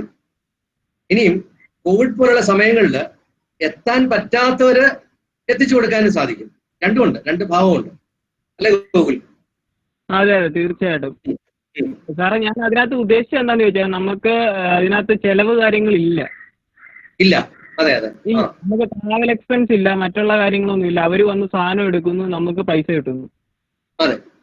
അപ്പൊ നമുക്ക് എത്ര ഈൽഡ് കുറവായാലും നമുക്ക് അതിനകത്തുനിന്ന് മുതല് തിരിച്ചു കിട്ടാനുള്ള ചാൻസ് കൂടുതലാണ്. വളരെ കൂടുതലാണ്. അതെ അതെ. അതിന് നമുക്ക് ചില മൊബൈൽ ആപ്ലിക്കേഷൻസ് ഇപ്പോൾ തന്നെ നിലവിലുണ്ട്. അതല്ലെങ്കിൽ നമുക്ക് കസ്റ്റമൈസ് ചെയ്ത് വളരെ ചിലവ് കുറവിൽ ഉണ്ടാക്കാനും സാധിക്കും. അത് നമുക്ക് ഉപയോഗപ്പെടുത്താൻ പറ്റും. പ്രത്യേകിച്ച് ചെറുപ്പക്കാർ ഏറ്റവും കൂടുതൽ ഫോൺ ഉപയോഗിക്കുന്നവരായതുകൊണ്ട് നമ്മൾ വീട്ടിൽ പ്രായമുള്ളവരാണെങ്കിൽ തന്നെ ഹോം ഫ്രഷ് ടു ഹോം, അതുപോലെ തന്നെ എനിക്കറിയാവുന്നുണ്ട് F4 ഫ്രഷ്, ഇതൊക്കെ തന്നെ നമ്മുടെ ചുറ്റുപാടും ഉള്ള 2-3 ഗ്രൂപ്പുകളുടെ കാര്യമാണ് ഞാൻ പറയുന്നത്. അവരൊക്കെ തന്നെ ഇതുപോലെ ചെറുപ്പക്കാരോ അല്ലെങ്കിൽ 4-5 പേര് ചേർന്ന് ചെയ്തവരുണ്ട്. പിന്നെ മറ്റൊന്നാണ് ഞാൻ സൂചിപ്പിക്കാൻ ഉദ്ദേശിക്കുന്ന ഒരു 5 ചെറുപ്പക്കാർ ചേർന്നിട്ട് നമ്മുടെ തോണിപ്പുഴ അല്ലെങ്കിൽ മാരാമണ്ണിനടുത്ത് ആര്യ അഗ്രി സൊല്യൂഷൻസ്, അവരിതുപോലെ VHSC കഴിഞ്ഞവരുണ്ട്. 1-2 പേര് എഞ്ചിനീയേഴ്സ് ഒക്കെ ആണെന്ന് തോന്നുന്നു. അവര് ICRന്റെ അണ്ടറിൽ ICR കാർഷിക KVK കൃഷി വിജ്ഞാൻ കേന്ദ്രത്തിൽ അവരൊരു കേന്ദ്ര ഗവൺമെന്റ് ഒരു ചെറിയൊരു ട്രെയിനിങ് പഠിക്കുകയുണ്ടായി. അതിന്റെ ഭാഗമായിട്ട് അവര് ഒരു പ്രത്യേക അനുഭവത്തോടു കൂടി ഒരു 5 ഏക്കർ സ്ഥലം എടുത്തിട്ട് അവര് നന്നായിട്ട് കൃഷി ചെയ്തിട്ട് അവിടെ ഉൽപ്പന്നങ്ങൾ ഇതുപോലെ കളക്ട് ചെയ്തിട്ട് ചെയ്യുന്ന പറഞ്ഞാൽ ഒരു പ്രത്യേക ട്രേ ആണ്. ഈ ട്രേയിലേക്ക് ഒരു വീട്ടിലേക്ക് ആവശ്യമുള്ളത് വെച്ചിട്ട് ട്രേയോട് കൂടി ബില്ല് വെച്ചിട്ട് വീട്ടിലോട്ട് കൊണ്ട് കൊടുക്കുകയാണ് ചെയ്യുന്നത്. അവർ ചെയ്ത ഒരു കാര്യം. അപ്പൊ അവിടെ പ്രൈസിങ് എന്നൊക്കെ പറഞ്ഞാൽ എല്ലായിടത്തും കൊടുക്കുന്നതിൽ 10-20 രൂപ കൂടുതലായിട്ടാണ് കൊടുത്ത വിപണിയും ചെയ്തത്. അങ്ങനെയും ചെയ്തിരുന്നു ഞാൻ പറഞ്ഞത്. പക്ഷെ എന്നാൽ ഈ ഇതുപോലെ ഡിമാൻഡ് ഉണ്ടെങ്കിൽ തീർച്ചയായിട്ടും നിങ്ങളുടെ വീടുകളിൽ തന്നെ ഇങ്ങനെ ഉണ്ട് ഉൽപ്പന്നം നിങ്ങൾ ഇഷ്ടപ്പെടുന്ന അവിടെയാണ് സെഗ്മെന്റേഷന്റെ കാര്യം ഞാൻ പറഞ്ഞത്. സെഗ്മെന്റ് ചെയ്യാന്ന് പറഞ്ഞത് ഈ കോവിഡ് കാലഘട്ടത്തിൽ ആർക്കും പച്ചക്കറി ഇല്ലാതിരുന്ന സമയത്ത് സമീപിച്ച പലരും പിന്നീട് വരാതായി. എന്താണെന്ന് ചോദിച്ചു കഴിഞ്ഞാൽ അതിനേക്കാളും മോശം പച്ചക്കറി വഴിയരിയിൽ കിട്ടിയപ്പോൾ അല്ലെങ്കിൽ വിഷമുള്ളതാണോ ഇല്ലാത്തതാണോ അല്ലെങ്കിൽ വാടിയതാണോ ഒന്നും നോക്കാതെ അവിടേക്ക് പോയ ആൾക്കാർ നമ്മുടെ സമൂഹത്തിൽ ഉണ്ട് എന്നുള്ളതാണ്. അപ്പൊ എന്നാൽ ഇപ്പോൾ നിലനിൽക്കുന്ന കുറെ ആൾക്കാരുണ്ട് നല്ല പച്ചക്കറി ഫ്രഷ് ആയിട്ട് കിട്ടുന്നവരെ ഇവരെ സമീപിക്കുന്നവരുണ്ട് എന്നുള്ളതാണ്. പണ്ട് കാലങ്ങളിൽ ഇപ്പൊ നമ്മുടെയൊക്കെ വീടുകൾ എൻ്റെ ചെറുപ്പകാലങ്ങളിൽ എന്ന് പറഞ്ഞാൽ നമ്മളാരും പാല് വെളിയിൽ കൊണ്ട് കൊടുക്കാറില്ല, നമ്മുടെ വീടുകളിലേക്ക് വന്ന് വാങ്ങുകയാണ്. എന്നാൽ മലയാളി പോലെയുള്ള മറ്റു സമൂഹത്തിലുള്ള മാറ്റങ്ങൾ കൊണ്ടാണ് നമ്മൾ അതിലേക്ക് ഡെലിവറി ചെയ്യുന്ന സിസ്റ്റത്തിലേക്ക് വന്നത്. എന്നാലും നമുക്ക് രണ്ട് രീതിയിൽ പരീക്ഷിക്കാം. ഞാൻ പറഞ്ഞ നിങ്ങളുടെ ആ ഒരു മിക്സ് ആയിരിക്കും നല്ലത്. എല്ലാവരും വീടുകളിൽ വന്ന് എടുക്കണമെന്നില്ല. വീടുകളിൽ വന്ന് എടുക്കാതെ വരുമ്പോൾ വെണ്ടയ്ക്ക മൂത്ത് പോകാതിരിക്കാൻ എന്ത് ചെയ്യും? അവസാനം വരുന്നത് എന്ത് ചെയ്യണം? നമ്മൾ കട്ട് ചെയ്ത് ആ സമയത്ത് തന്നെ വിപണിയിലേക്ക് വിൽക്കാനോ അല്ലെങ്കിൽ ആ സമയത്ത് എടുക്കാൻ പറ്റുന്ന ഒരു ഗ്രൂപ്പിനെ നമ്മുടെ കയ്യിൽ ഉണ്ടായിരിക്കണം. അതല്ലെങ്കിൽ നമുക്ക് നഷ്ടം വരാനുള്ള സാധ്യതയുണ്ട്. കാരണം വെച്ചാൽ പച്ചക്കറികളൊക്കെ 2 ദിവസമോ 3 ദിവസത്തിനുള്ളിൽ നിർബന്ധമായിട്ടും വിളവെടുത്തിരിക്കണം. അങ്ങനത്തെ ഒരു കാര്യം കൂടി ഇതിനകത്തുണ്ട് എന്നുള്ളതാണ്. എന്നാലും പിന്നെ നല്ലൊരു സജഷൻ ആയിരുന്നു കേട്ടോ. ആ രീതിയിലുള്ള ഒന്ന് ചിന്തിച്ചു കഴിഞ്ഞാൽ നിങ്ങൾക്ക് നല്ല രീതിയിൽ നിങ്ങളുടെ ഉൽപ്പന്നങ്ങൾ മറ്റെങ്ങും പോവാതെ, അതായത് ട്രാൻസ്പോർട്ടേഷന്റെ ചിലവ് കുറയ്ക്കുന്നു, ഇടനിലക്കാരുടെ ഒരു ഇടപെടൽ നമുക്ക് കുറയ്ക്കാൻ സാധിക്കുന്നു എന്നുള്ളതാണ്. ഓക്കെ, മറ്റെന്തെങ്കിലും? മറ്റൊരു കാര്യം, അതായത് നമ്മള് സാറ് പറയുണ്ടായി നമുക്ക് സീസൺ ബേസ് കൃഷി ചെയ്യുന്ന കാര്യത്തെ പറ്റി. അതെന്ന് പറയുമ്പം നമുക്ക് വേണമെങ്കിൽ അതിനെ പ്രിസർവേറ്റ് ചെയ്യാൻ പറ്റുന്ന കാര്യങ്ങളാണെങ്കിൽ അങ്ങനെ ചെയ്തുകൊണ്ട് മറ്റൊരു ഉൽപ്പന്നമാക്കി മാറ്റിക്കൊണ്ട് മാർക്കറ്റ് ചെയ്തുകൂടെ? അതെ, ചെയ്യാൻ പറ്റും. അതിനുള്ള വലിയ ടെക്നോളജികളൊക്കെ വന്നിട്ടുണ്ട്. ഇപ്പോൾ കൃഷിക്കാർക്കോ സംരംഭകർക്കോ കിട്ടുന്നതിലേക്ക് വന്നിട്ടുണ്ട്. അതിനാണ് നമ്മൾ ഈ പറയുന്ന ചെറിയ കമ്പനികൾ രൂപീകരിക്കാൻ ഉദ്ദേശിച്ചത്. ഒരു ഉദാഹരണമാണ് ഞാനിപ്പോ റാന്നിയുടെ ഒരു കാര്യം ഞാൻ പറഞ്ഞത്. പിന്നെ എനിക്ക് പാലക്കാട് ഗായത്രി എന്ന് പറഞ്ഞൊരു വീട്ടമ്മ അറിയാം. അവര് എല്ലാ പച്ചക്കറികളും സീസൺ കൂടുതലായിട്ടുണ്ടാകുന്ന സമയത്ത് അവരതിനെ ഡ്രൈ ചെയ്യും, അതായത് ഉണക്കുമ്പോൾ പയറായാലും ശരി പാവലായാലും ശരി അതിന്റെ നിറം പോലും മാറുന്നില്ലെന്നുള്ളതാണ് ആ ഡ്രൈയിങ് ടെക്നോളജി ഉപയോഗിച്ചിട്ട്. അവരുടെ നമ്പർ ഞാൻ ഷെയർ ചെയ്യാം. എന്നിട്ട് ഇത് വീണ്ടും വെള്ളത്തിലിട്ട് കഴിയുമ്പോഴത്തേക്ക് യഥാർത്ഥ പച്ചക്കറിയായിട്ട് മാറുകയാണ്. അപ്പൊ അവിടെ നമുക്ക് ആ നഷ്ടം ഒഴിവാക്കിക്കൊണ്ട് ഏതെങ്കിലും സമയത്ത് നമുക്ക് ഈ സീസണിൽ കൂടുതലായിട്ട് വരികയാണെന്നുണ്ടെങ്കിൽ നമുക്ക് ഇതിനെ പ്രിസർവ് ചെയ്ത് വെച്ചിട്ട് ഇല്ലാത്ത സമയങ്ങളിൽ ഇത് വിപണിയിൽ ഇറക്കാൻ സാധിക്കുമെന്നുള്ളതാണ്. ഇതിന് വളരെ അനന്തമായ ഉദാഹരണങ്ങൾ നമുക്ക് മറ്റ് സംസ്ഥാനങ്ങളിലൊക്കെ ഉണ്ട്. ഉദാഹരണത്തിന് ഈ കെച്ചപ്പ് അടക്കമുള്ള സാധനങ്ങൾ നമ്മുടെ ഈ തക്കാളി കൂടുതൽ ഉണ്ടാകുന്ന സമയത്ത് കമ്പനികൾ എടുത്തിട്ടാണ് ചെയ്യുന്നത്. അത് ഒരു റോ മെറ്റീരിയൽ ആയിട്ട് സ്റ്റോർ ചെയ്ത ശേഷം അതിന് ശേഷമാണ് പിന്നെ ഈ കെച്ചപ്പായാലും സോസ് ആയാലും ഒക്കെ മാറ്റപ്പെടുന്നത്. അങ്ങനെ പല രീതിയിലുള്ള ഫ്രഷായിട്ട് സൂക്ഷിക്കുന്ന ടെക്നോളജികൾ കേന്ദ്ര ഗവൺമെന്റ് അടക്കമുള്ള സ്ഥാപനങ്ങൾ നമുക്ക് അതിനുള്ള പ്രത്യേകമായ ട്രെയിനിങ്ങും കാര്യങ്ങളും ഒക്കെ തന്നെ നൽകുന്നുണ്ട്. അത് നടക്കുന്നുണ്ട്. പ്രത്യേകിച്ച് നിങ്ങൾ ചെറുപ്പക്കാരായിട്ടുള്ള ഇതുപോലുള്ള മേഖലകളിൽ കടന്നു വരാനുള്ള ഒരു അവസരം കൂടിയാണ് കേട്ടോ. സാറേ, അപ്പൊ ഈ ഇങ്ങനെയുള്ള ട്രെയിനിങ് അങ്ങനത്തെ ഉള്ള ഒരു യൂണിറ്റ് സ്റ്റാർട്ട് ചെയ്യണമെങ്കിൽ നമ്മൾ എവിടെ പൈതാകണം സാറേ? അത് പറഞ്ഞുതരാം. ഞാൻ എൻ്റെ നമ്പർ ഒന്ന് ഞാൻ എഴുതിക്കൊടുപ്പോ താല്പര്യമുള്ളവര്. എൻ്റെ പേര് മാത്യു എബ്രഹാം. നമ്പർ എഴുതാമോ? നോട്ട് ചെയ്തോളാം.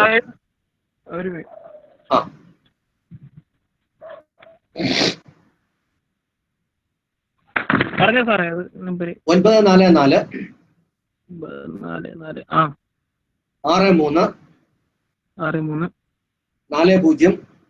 63 40 941. ഇതുപോലുള്ള ട്രെയിനിങ്ങുകൾ കൊടുക്കുന്നുണ്ട്. എനിക്ക് നമ്മുടെ ഈ ഫാമേഴ്സ് ട്രെയിനിങ് നമ്മുടെ FTC തന്നെ ഉണ്ട്. ഈ കോവിഡ് പീരീഡിലൊക്കെ ആയതുകൊണ്ടാണ് നേരിട്ടുള്ള ട്രെയിനിങ്ങുകൾ നിങ്ങൾക്ക് കിട്ടാതെ. ഇപ്പൊ തൊട്ടടുത്ത പുല്ലാട് കൃഷി വിജ്ഞാൻ കേന്ദ്രത്തിലുണ്ട്. അതല്ലാതെ തന്നെ സർക്കാർ തലത്തിലുള്ള പല ട്രെയിനിങ്ങുകൾ ചില സ്ഥാപനങ്ങളിൽ തന്നെ നമുക്ക് ലഭിക്കാറുണ്ട്. കൂടാതെ നമുക്ക് ബാങ്ക് മുഖേനയുള്ള മറ്റ് സാമ്പത്തിക സഹായങ്ങൾ ഒക്കെ തന്നെ നൽകുന്ന അതുപോലെ തന്നെ ഇന്ന് തന്നെ SFACK ഒരു SFACK എന്നുള്ള വെബ്സൈറ്റ് നിങ്ങൾ സന്ദർശിച്ചു കഴിഞ്ഞാൽ നിങ്ങൾക്ക് ഇതുപോലെ സംരംഭകർക്ക് ഉദ്ദേശിക്കുന്ന പല പ്രൊജക്ടുകളും അതിനകത്ത് എഴുതിയിട്ടുണ്ട്. ഇതിലേതിലുമൊക്കെ നമുക്ക് തുടങ്ങാൻ സാധിക്കുന്നതിലേക്ക് പോകാൻ പറ്റും. അപ്പോൾ ഈ ഫാമർ പ്രൊഡ്യൂസർ കമ്പനികൾ എന്ന് പറയുന്നത് രൂപീകരിക്കുമ്പോൾ അവിടെ ഉള്ളവർ എല്ലാവർക്കും ട്രെയിനിങ്ങും അതുപോലെ തന്നെ നമ്മൾ തുടങ്ങിക്കഴിഞ്ഞാൽ മറ്റ് ഇതുപോലുള്ള സ്ഥാപനങ്ങളും കൃഷിയിടങ്ങളും അതുപോലെ തന്നെ പ്രോസസ്സിംഗ് സെന്ററുകളൊക്കെ പോയി കാണുന്നതിനും മറ്റ് സംരംഭങ്ങൾ തുടങ്ങുന്നതിനും ഒക്കെ തന്നെയുള്ള സഹായങ്ങൾ കേന്ദ്ര ഗവൺമെന്റും നമ്മുടെ സർക്കാരും ചേർന്ന് ചെയ്യുന്നുണ്ട്. അപ്പൊ അതിനെക്കുറിച്ചുകൂടി നമ്മൾ ആലോചിക്കുന്നത് നന്നായിരിക്കും. ഓക്കെ. ഹലോ സാർ സംശയം ചോദിച്ചോട്ടെ? ചോദിച്ചോളൂ. കേന്ദ്ര സർക്കാരിന്റെ പുതിയ കാർഷിക ബില്ലിനെ പറ്റി സാറിന്റെ അഭിപ്രായം എന്താണ്? കർഷകർക്ക് പ്രയോജനം ചെയ്യുമോ കേന്ദ്ര സർക്കാരിന്റെ? ഞാനത് ഒരിക്കലും ഒരു അഭിപ്രായം, എന്റെ സ്വന്തം അഭിപ്രായങ്ങൾ കാണും, എന്നാൽ അതൊരു രാഷ്ട്രീയമായിട്ട് വേണ്ട സാർ, പൊതുവിൽ പ്രയോജനപ്പെടില്ല എന്ന് പറഞ്ഞാൽ മതി. അതിലെ ഗുണങ്ങളുമുണ്ട്, ചില ദോഷങ്ങളും ഞാൻ കാണുന്നുണ്ട്. കാരണം ഒരു കാര്യം ഗുണമെന്ന് പറയാൻ പറ്റുന്നത്, ഒരു കാര്യം എന്ന് പറഞ്ഞാല് സ്വന്തമായി കേരളത്തെ സംബന്ധിച്ച് ഒരു വലിയ പ്രാധാന്യം ഇല്ല എന്നാണ് മനസ്സിലാക്കുന്നത്. കാരണം മറ്റ് സ്ഥലങ്ങളിൽ ചില പ്രത്യേക മണ്ടികൾ അല്ലെങ്കിൽ മാർക്കറ്റ് വഴിയാണ് അവിടെ ഉൽപ്പന്നങ്ങൾ വിറ്റുകൊണ്ടിരിക്കുന്നത്. മണ്ടീസ് എന്ന് പറയുന്നത്, APMC എന്നൊക്കെ പറയുന്നത്. ആ നിയമം നമ്മുടെ വന്നിട്ടില്ല, നമ്മുടെ സർക്കാരൊക്കെ നേരത്തെ തന്നെ. നമുക്ക് ചെറിയ ചെറിയ സ്ഥലങ്ങളാണ്. അപ്പൊ ഇതിന് പകരമായിട്ട് ഇവർക്ക് ഇവരുടെ ഉൽപ്പന്നങ്ങൾ ഏത് സ്ഥലത്തും വിൽക്കുന്നതിനുള്ളൊരു അവസരമാണ് തുറന്നു കിട്ടുന്നത്. ഈ മണ്ടികളിലൊക്കെ എന്ന് പറഞ്ഞാൽ ചിലപ്പോൾ എന്താ പറ്റുന്നത് വെച്ചാൽ സർക്കാരിന്റെ അനുവാദത്തോട് ആണെങ്കിൽ പോലും വില നിശ്ചയിക്കുന്ന ചില കോൺട്രാക്ടർമാർ അവരൊക്കെ ആയിരിക്കും ഇതിനകത്ത് കൂടുതലായിട്ട് ഇടപെട്ടുകൊണ്ട് വില തീരുമാനിക്കുന്നത്. അതിനകത്തൊരു ഫീസും കാര്യങ്ങളൊക്കെ ഉണ്ട്. അതൊക്കെ മാറിയിട്ട് നമ്മുടെ ഉൽപ്പന്നം എവിടെയും വിൽക്കുന്ന ഒരു അവസരം ഉണ്ടാകുന്നു എന്നുള്ളൊരു പോസിറ്റീവായിട്ടൊരു കാര്യമുണ്ട്. രണ്ടാമതൊരു പറയുന്ന ഒരു കോൺട്രാക്ട് ഫാമിങ്ങിനെ സംബന്ധിച്ച് പറയുന്നുണ്ട്. ഇവിടെയാണ് ഞാൻ കാണുന്ന അപകടം എന്ന് പറയുന്നത്. നമ്മളെ കുറിച്ചുള്ള പാവങ്ങൾ ഇതിനകത്ത് പോയി ആരെങ്കിലും ആയിട്ട് ഒരു ബിസിനസ് വെച്ച് തല വെച്ച് കഴിഞ്ഞാലേ ഉണ്ടാകുന്ന ചില പ്രശ്നങ്ങൾ. എന്നാൽ ഇതിനെ സാധ്യതകളായിട്ട് നമുക്ക് എടുക്കാൻ സാധിക്കുമെന്നുള്ള, ഉദാഹരണത്തിന് ഒരു കൃഷി ചെയ്യുന്ന സ്ഥലത്ത് ഞാൻ പറയുകയാണ്, എനിക്കിപ്പോൾ ഞാൻ വെള്ളരി ഉണ്ടാക്കാൻ തീരുമാനിച്ചു. എന്നൊരു കാര്യം അറിയാം, വെള്ളരി ഉണ്ടാക്കി നമുക്കൊരു നമ്മുടെയൊക്കെ ഒരു കേരള കണ്ടീഷനിൽ ഏറ്റവും കൂടുതൽ ഈ നമ്മുടെ കൊയ്ത്ത് അങ്ങോട്ട് കഴിയുമ്പോൾ പാടത്താണ് വെള്ളരി കൂടുതലായിട്ട് ഇടുന്നത്. അപ്പൊ ഒരു വിഷുവിനോടൊക്കെ അനുബന്ധിച്ച് കൂടുതൽ അതിനകത്ത് ഡിമാൻഡ് ഉണ്ടെങ്കിൽ പോലും ഒരു ഏപ്രിൽ മെയ് മാസത്തിലൊക്കെ വെള്ളരിയുടെ വില വളരെ കുറവായിരിക്കും. അപ്പോ പക്ഷെ എന്നാലും ഈ വിപണിയിൽ ഇറങ്ങുന്നവർ ഇതൊന്നും പഠിക്കാതെ ഒരിക്കലും വരത്തില്ല, നമ്മളെ പോലെ ആയിരിക്കത്തില്ല. അപ്പൊ അവരുമായിട്ട് ഞാനൊരു കോൺട്രാക്ട്, നമ്മൾ സാധാരണഗതിയിൽ ഒരു 20 രൂപയൊക്കെ കിട്ടുന്ന ഒരു അവസ്ഥ ഉണ്ടെന്ന് വിചാരിച്ചു. ഞാൻ 20 രൂപയ്ക്ക് അയാളുമായിട്ടൊരു ഒരു എഗ്രിമെന്റ് വെക്കുന്നു. വില കുറഞ്ഞാലും കൂടിയാലും 20 രൂപയ്ക്ക് നിങ്ങളുടെ സാധനം എടുക്കണം. അറ്റ് ദ സെയിം ടൈം അയാൾ ഇങ്ങോട്ട് വേറൊരു ഡിമാൻഡ് വെക്കുന്നു. അയാൾ പറയുന്നു, ഞാൻ പറയുന്നു നിങ്ങൾക്ക് ഒരു 100 കിലോ വെച്ചിട്ട് നിങ്ങൾ തന്നേ പറ്റത്തുള്ളൂ എന്ന് പറയാം. അടുത്ത എഗ്രിമെന്റ് ഒരു കണ്ടീഷൻ, 100-ൽ 90 കിലോ ആയി പോയാൽ ഡെമറേജ് ഒരു 5% ഡെമറേജ് ചാർജ് എന്ന് പറയും. ഇനി അല്ല 90 വരെ ഒന്നുമില്ല എന്ന് പറയാം. എഗ്രിമെന്റ് നമുക്ക് കാണുമ്പോൾ നല്ല സുഖമായിരിക്കും. നമ്മൾ ഈ ചില മൊബൈൽ പ്ലാനുകളൊക്കെ പോലെ ഈ 90-ൽ നിന്നും 85 ആയി പോയിട്ടുണ്ടെങ്കിൽ 15% ഡെമറേജ് ചാർജ് എന്ന് പറഞ്ഞാൽ അവനൊരു ഹോട്ടലുമായിട്ട് വേറൊരു എഗ്രിമെന്റ് ഉണ്ട്. ഞാൻ നിങ്ങൾക്ക് 10 കിലോ വെച്ച് എല്ലാ മാസവും അല്ലെങ്കിൽ എല്ലാ ആഴ്ചയും തന്നുകൊള്ളാം. അവൻ അവിടെ അത് കൊടുക്കാൻ വരാതെ വരുമ്പോൾ ഇവനെന്ത് ചെയ്യുന്നു, വേറെ വിപണിയിൽ നിന്ന് എടുക്കുമ്പോൾ ഇവന് എക്സ്ട്രാ ചെലവ് വരുന്നു എന്നുള്ളതാണ്. അപ്പൊ ഈ ഡെമറേജ് ചാർജ് ഈ 10 കിലോ കുറഞ്ഞാലും കുഴപ്പമില്ല, അത് 15 കുറയുമ്പോൾ 10-നല്ല കുറവ് 15-ന് അവൻ വാങ്ങുന്നു എന്നുള്ളതാണ്. ഇനി 80-ലേക്ക് വരുമ്പോഴത്തേക്ക് ഡെമറേജ് ചാർജ് 5% ആണെങ്കിൽ അത് 10% ആയിട്ട് കൂടാം, അല്ലെ? ഇങ്ങനെ വരുമ്പോഴത്തേക്ക് അവസാനം ഒരു ഹ്യൂജ് എമൗണ്ട് തിരിച്ചടക്കേണ്ടതായിട്ട് വരാം. ഇതിന് നേരത്തെ നിയമസാധ്യത ഇല്ലായിരുന്നു, ഇപ്പോൾ നിയമസാധ്യത ഉണ്ടായി എന്നുള്ളതാണ് ഈ ബില്ലിന്റെ ഒരു പ്രത്യേക എഗ്രിമെന്റിൽ എൻറ്റർ ചെയ്യാവുന്നുള്ളത്. എന്നാൽ കേരളം പോലെ സംസ്ഥാനത്തിൽ ഞാൻ നല്ലൊരു സജഷൻസ് പറയാം. നമ്മൾ കോപ്പറേറ്റീവ് സൊസൈറ്റി ഗ്രൂപ്പുകൾ, കോപ്പറേറ്റീവ് സൊസൈറ്റീസോ അല്ലെങ്കിൽ അങ്ങനെയുള്ള ഗ്രൂപ്പ് അടിസ്ഥാനത്തിൽ നമ്മൾ അഗ്രിമെന്റിലേക്ക് പോയി കഴിഞ്ഞാൽ ഇത്രമാത്രം അപകടം ഉണ്ടാകത്തില്ല. കോർപ്പറേറ്റ്സുകളുടെ ഒരു എൻട്രി ഇവിടെ ഉണ്ടാകത്തില്ല. നമ്മളെ പോലെ ഉള്ളവർക്ക് അങ്ങനെ ഒരു രംഗത്തിലേക്ക് പോകുന്നത് നന്നായിരിക്കും എന്നുള്ളതാണ്. അപ്പം ഏത് കാര്യത്തിനും ഗുണവും ദോഷവും ഉണ്ടായിരിക്കാം എന്നുള്ളതാണ് പറയാനുള്ളത്. ഓക്കെ, പറഞ്ഞോളൂ. Thank you. ഞാനത് സർക്കാർ തലത്തിലുള്ളതായതുകൊണ്ടാണ് എനിക്ക് പൂർണ്ണമായി എനിക്ക് ചില വ്യക്തമായ അഭിപ്രായങ്ങൾ ഉണ്ടായിരിക്കാം, അതുകൊണ്ട് ഞാൻ പറയായിരുന്നു. കാരണം എന്തോ ഒരു കാര്യമുണ്ട്, മാറ്റങ്ങൾ വന്നുകൊണ്ടേയിരിക്കും, ഇല്ലേ? മാറ്റങ്ങൾ വിപണിയിലും ഒക്കെ ഉണ്ടാവും. ആ വിപണിക്ക് അനുസരിച്ച് എന്ത് ചെയ്യണമെന്ന് വെച്ചാൽ മാറ്റങ്ങളെ മനസ്സിലാക്കിക്കൊണ്ട് പ്രോ ആക്റ്റീവായിട്ട് ലൈക്ക് അജിത്ത് അവിടെ എഴുതിയിരിക്കുന്നത് ബി പോസിറ്റീവ് അല്ലെങ്കിൽ ബി പ്രൊആക്റ്റീവ്, അതനുസരിച്ച് നമ്മൾ ചിന്തിക്കുകയും ചെയ്ത് കഴിഞ്ഞാൽ നമുക്ക് വിപണിയിൽ ആദ്യം ഇറങ്ങാവുന്നതാണ്. Okay, thank you. Okay okay, thank you sir. ശരി, ബി ശരി. എന്ന് ഉദ്ദേശിക്കുന്നത് തേനീച്ചയാണ് by the way. Okay, honey bee ആണ് ഉദ്ദേശിക്കുന്നത്. Okay, thank you sir. Bye. Okay okay. ഹണിബിയെ കുറിച്ച് പറഞ്ഞപ്പോഴേ ഒരു കാര്യം പറഞ്ഞോട്ടെ. കേന്ദ്ര ഗവൺമെന്റ് ഇപ്പൊ ഈ റിഫോംസ് വന്നതിനകത്ത് ഒരു പ്രൊജക്റ്റിൽ എന്ന് പറയുന്നത് ഹണി ബീസിനെ ഉൽപ്പാദിപ്പിക്കുന്നതിനും അതുപോലെ തന്നെ വനങ്ങളിൽ നിന്ന് ഇത് കളക്ട് ചെയ്യുന്നതിന് ഒരു പ്രത്യേകമായ എന്തോ ഒരു ഫണ്ടിങ്ങും ആ പ്രൊഡക്റ്റുകൾ ഏറ്റു വിൽക്കുന്നതിനും ഒക്കെ തന്നെ ഇതിനകത്തുണ്ട്. ഈ റിഫോംസ്, അഗ്രികൾച്ചർ റിഫോംസ് പ്രഖ്യാപിച്ചതിനകത്ത് അങ്ങനെ ഒരു കാര്യം ഉണ്ടായിരുന്നു. അതുപോലെ തന്നെ നമുക്കല്ല, ഈ ഗംഗാ തീരം അവിടെയൊക്കെ തീരങ്ങളിലൊക്കെയും ചെടികൾ ഇതുപോലെ പൂക്കൾ ഉണ്ടാകുന്ന, ബട്ടർഫ്ലൈസ് ഉണ്ടാകുന്ന ഇങ്ങനെ വെച്ചു പിടിപ്പിക്കുന്നതിനും അങ്ങനെ തേനീച്ചകളെ കൂട്ടുന്ന, അതായത് ഇങ്ങനെ പരാഗണം നടത്തുന്ന പ്രാണികളുടെ എണ്ണം വർദ്ധിപ്പിക്കുന്നതിനൊക്കെ തന്നെ ഇതിനകത്ത് ചില കാര്യങ്ങളുണ്ട്.